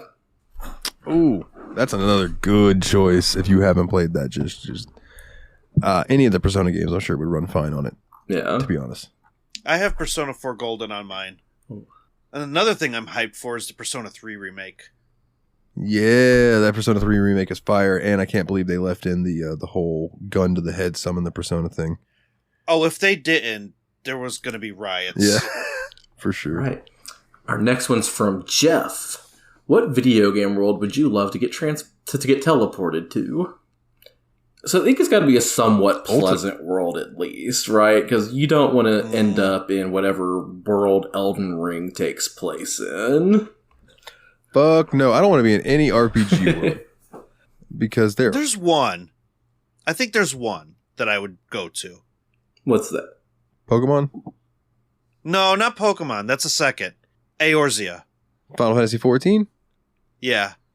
Bro, there's so much calamity and crazy bullshit that happens there. But when it doesn't happen, it's a beautiful, gorgeous landscape where you can buy a house, allegedly, and go fishing and take up cooking and just live your life. And it's pretty. Like, there is nothing about that game that isn't pretty. Yeah, that's fair. That's a very fair point. So, but yeah, you are right about the Calamity stuff, but you got a Warrior of Light for that, so you'll be good. It's true. I think I'm just gonna go somewhere nice and pleasant. I haven't even played this game, but just the fact that you can get a house, be the mayor of an island, and just chill and live your life with your island friends. Let's just go to Animal Crossing, man. It just seems like a good place to be. And see, parts of my brain were leaning towards games like that too, like Animal Crossing, Stardew Valley, Rune Factory. All these games, like Rune Factory would be cool, but there's a little more shit that goes on there. There is some combat, yeah. If I wanted to be totally chill and totally zen and just pop into a game world where all I had to worry about is what happens in that game, it's going to be Ultimate Fishing Simulator. Fair. That's very fair. But if I had to pick somewhere where I had to go and enjoy the landscape, and we're putting aside the calamities and all of that stuff, man, the world from Kingdoms of Amalur was beautiful. Yeah. It was beautiful. I mean, if I could do avoiding all the bad shit that happens in the game, if I could just go live in that first town where the hero grew up in Dragon Quest XI, like, that's a vibe, dude. Yeah. I could live that. Yeah, totally. Right. Next one from Jeff. So this question was inspired by an anime. I don't know which one, just an anime. You have enough points to master a skill using Morrowind's skill tree. Which skill would you master 100%? Oh, man. It's an interesting one because Morrowind doesn't have a skill tree much like, Skyrim does. It's kind of like all more individual things that are influenced by attributes, like the attributes being like endurance, strength, agility, speed, personality, intelligence, and willpower. And then there's the skills within each of those. So... Yeah. Honestly, I think the one that would be the most fun to master would be sneak. Just no one could see me coming. Never underestimate the sneaky. You'll never see it coming. You'll see that my mind is just too fast for us. Oh God, you gotta cover that song, Dalton. I don't know. Did you just hear that key? So I think of sneak is what I'm gonna take. I'll take athletics. Because then at least I'll be in shape. I'm going to go speechcraft. So I can just talk my way in or out of anything. Smart one. Or I'll just sneak around, and then if I happen to, you can talk them out of it. It's fine. There you go. All right, and our final question for the week from Kana, and I don't really understand the question's meaning. In honor of Monica's birthday on Friday, she asks, how can you write love into your reality? I'm a kid. But how can you write love into your reality? I don't know. I didn't have to write it. I got married, and I'm very, very happy about it. And I have been married since 2012. So, I mean, you did write that. You did make the conscious choice to propose and get married and have all that. And I would, 3 years ago, I would have said that. But, dude, having a kid is, I mean. I know he's not my kid biologically, but he's my damn kid. I've never experienced anything like this in my life, and it's something else. Word up. You right there, Dalton? Yeah, sorry. I googled how can write love into reality because I'm like, what the fuck does that mean? It's a question from Monica in a game. I think is how can I write love into reality? Dude, as weird as this is going to sound, I'm going to agree with Mikolov because, like, I tell Brandy all the time, I'm like, I love you differently because you've been my best friend for 15 years straight. Like, I love her unconditionally. But her little girl, like, it's a whole other thing that activates in me when I'm around her. You know what I mean? It's like, I grew up never ever wanting to be a parent. I was like, I don't want to have kids. I want to be the cool uncle that's got the nice house that doesn't have to do all that shit. And then Brandy comes over to my house with this little girl, and suddenly I'm like, fuck, I would give anything I could to give this little girl the life that she deserves. And I don't even know how to explain that, because me and Brandy aren't even dating. We're not even like, it's not like that. But dude, I will be the best dad that I can be for that little girl, or at least father figure, male role model, whatever you want to call it. Like, I can't explain it. I'm getting misty eyed right now. I'm glad that there's things on my glasses. There literally is no explaining it. Like, I don't even know how to describe it. It's just, it's something. It's because, and you're probably experiencing this too, but like, the look that they give you is just unconditional. Oh, like there is. Go ahead. I was gonna say that, so I have this thing where, like, if I'm trying not to cry, I close one of my eyes really tight, and it just helps me. Like, if I'm ever talking about something rough, I can do that and talk about it without crying. I don't know why. Yeah. I'm sitting on the couch one night, I'm getting ready to head home, and Brandy was like getting some stuff together and was standing there, and Daphne's sitting next to me, and Daphne just looks at me, and with her little voice, she just goes, I love you, Dalton, and I'm going to miss you until next time you come over. And it took everything I had to not just cry. I don't know why. It just triggered something in me. So I would say, how to write love into your reality, find unconditional love. And she meant every word of that. She was not lying to you. Yeah. Because little kids are brutally honest. Yeah, absolutely. I think that moment for me was when I picked him up from daycare one day, and now up until kind of recently, because we've been fostering him and we actually thought he was going to go home at one point, you know, he has been calling us by our first names. And apparently one day last week, he said to one of his teachers, who then relayed the information to me, now he's 3, he's my daddy, he's the best. Oh, yeah, that felt really good. And I just, when she told me that, like, same thing, like, I almost broke down, because I know he meant that. Yeah. And it is very inexplicable, and I know we're getting very sappy here on a podcast, but yeah, man. But yeah, that's my answer. That's how love got written into my reality for the second time. Well, that's what's up, man. Yeah. So is that the end of the question?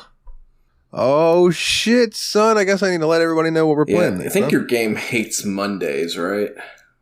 Yeah, it does. It's a real Garfield. So we're doing Garfield Kart Furious Racing. Yeah, right? That's the one. And you can only win the game if you get the game to crash to French. For those of you that don't know, we were playing that one night, and Willie's game crashed, and his error message was all in French. Oh, man. But no, we are going to... So I figured it would be fun to... We saw the beginnings of where Bethesda really started to take off, right? With Morrowind, they picked up steam, they released Oblivion, and the rocket was off from there. To see where they've gone through Elder Scrolls games and Fallout games to where they are at now with Starfield. Space! Just space? Oh, man, so much space. That's a Spaceballs reference if you didn't get it. Just space? Not in here, mister. This is a Mercedes. Oh my god, Mega Maid's gone from suck to blow. Okay, no. Anyway, when does this happen in the movie? But we are going to play some Starfield. I think it'll be a cool comparison to be like, this is what it was. This is what it is now. Because this is the first new IP since, holy shit, a very long time. I think it was like 21 years or something like that. And I think it was Jeremy. Skyrim was the last. Was Skyrim the last Bethesda? Oh no, I'm forgetting the Fallout one. No. Sorry, I don't play Fallout. But I'm talking about this is like OG. Like, so this is the first time in that long that they've come up with something new. Since then, they've just been doing Elder Scrolls and Fallout. That's true. And that's true. In-house, at least. They publish other things, like id Software and stuff, but like in-house, that's what they've been doing.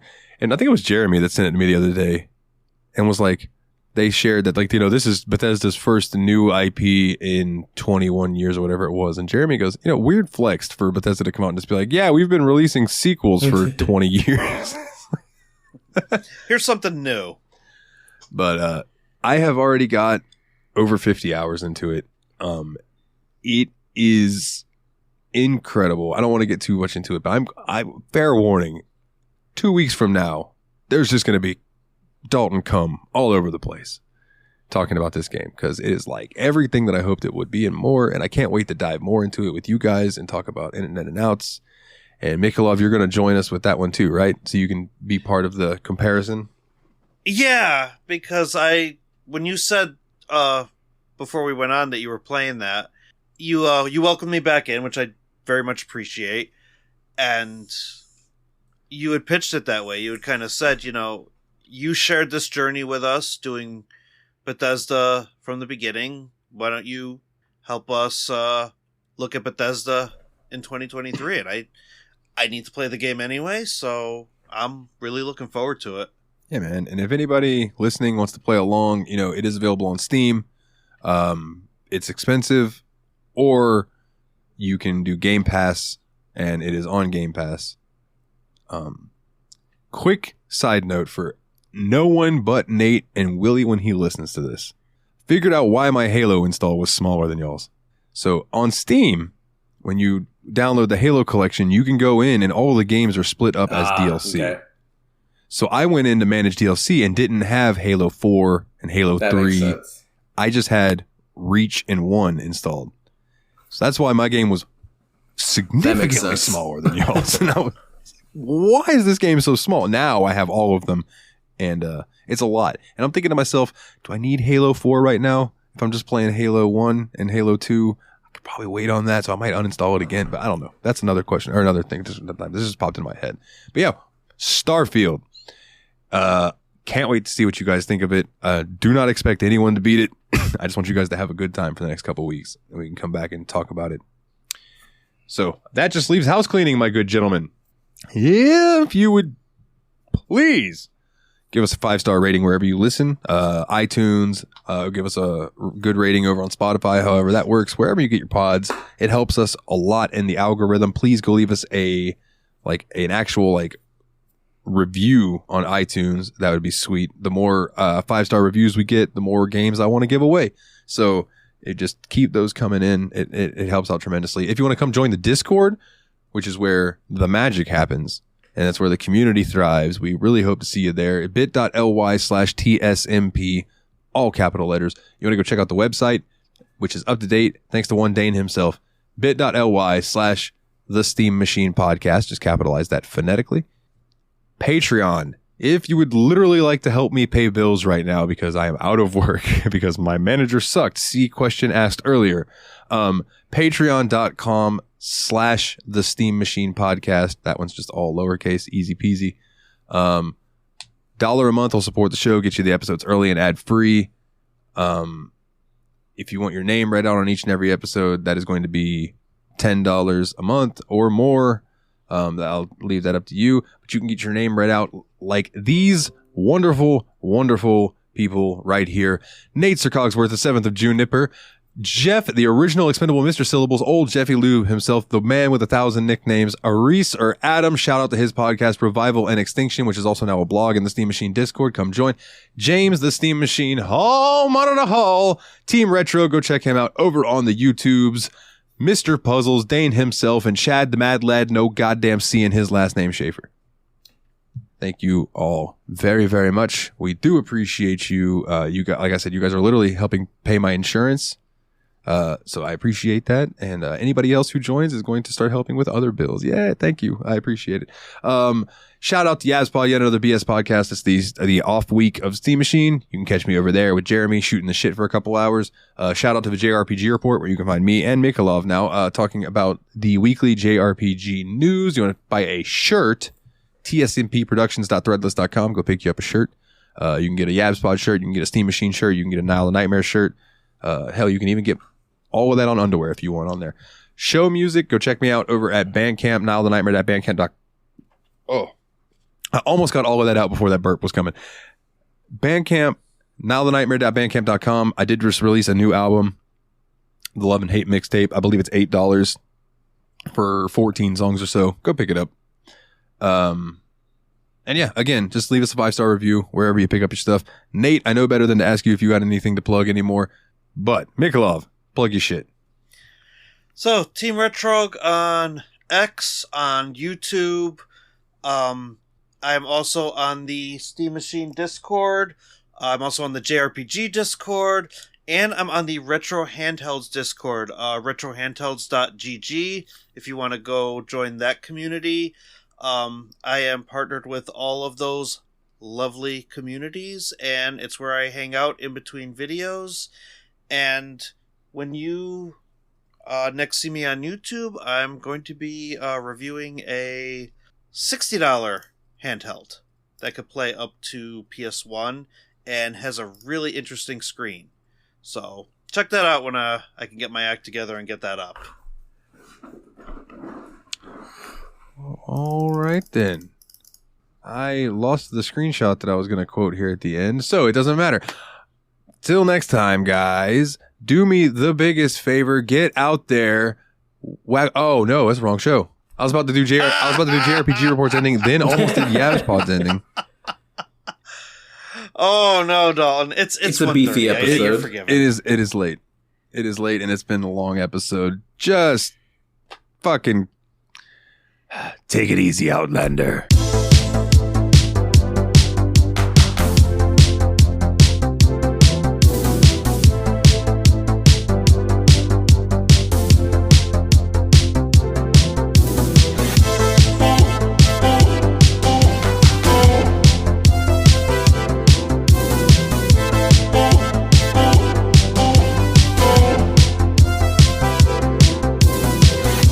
The moon and star come to me through fire and war.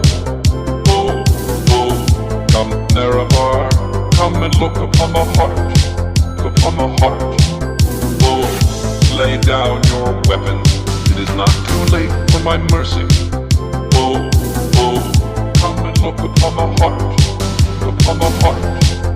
Oh, oh, oh, I'm a god, how can you kill a god? What a grand and intoxicating innocence. I'm a god. How can you kill a god? Shame on you, sweet Nerevar. I'm a god. I'm a god. I'm a god. God. I'm a god. I'm a god. I'm a god. Cloud, the moon and star come to me through fire and war. Oh, oh. Come, Nerevar, come and look upon the heart, look upon the heart. Oh, lay down your weapons, it is not too late for my mercy. Oh, oh, come and look upon the heart, look upon the heart.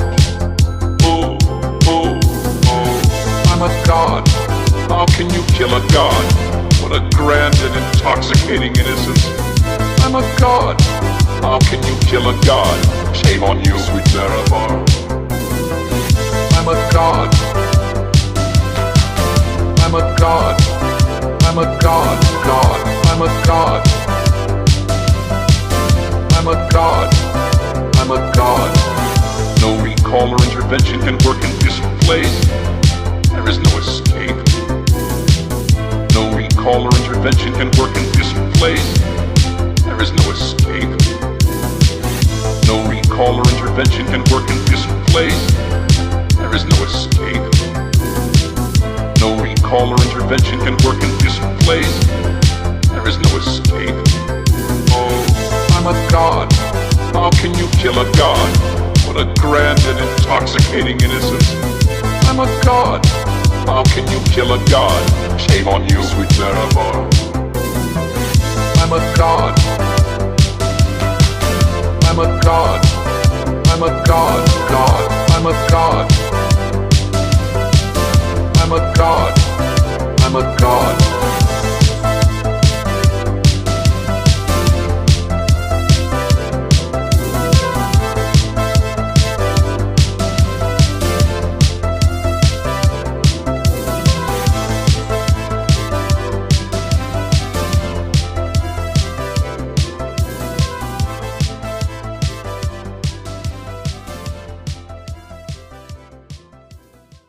ha ha ha ha ha ha ha.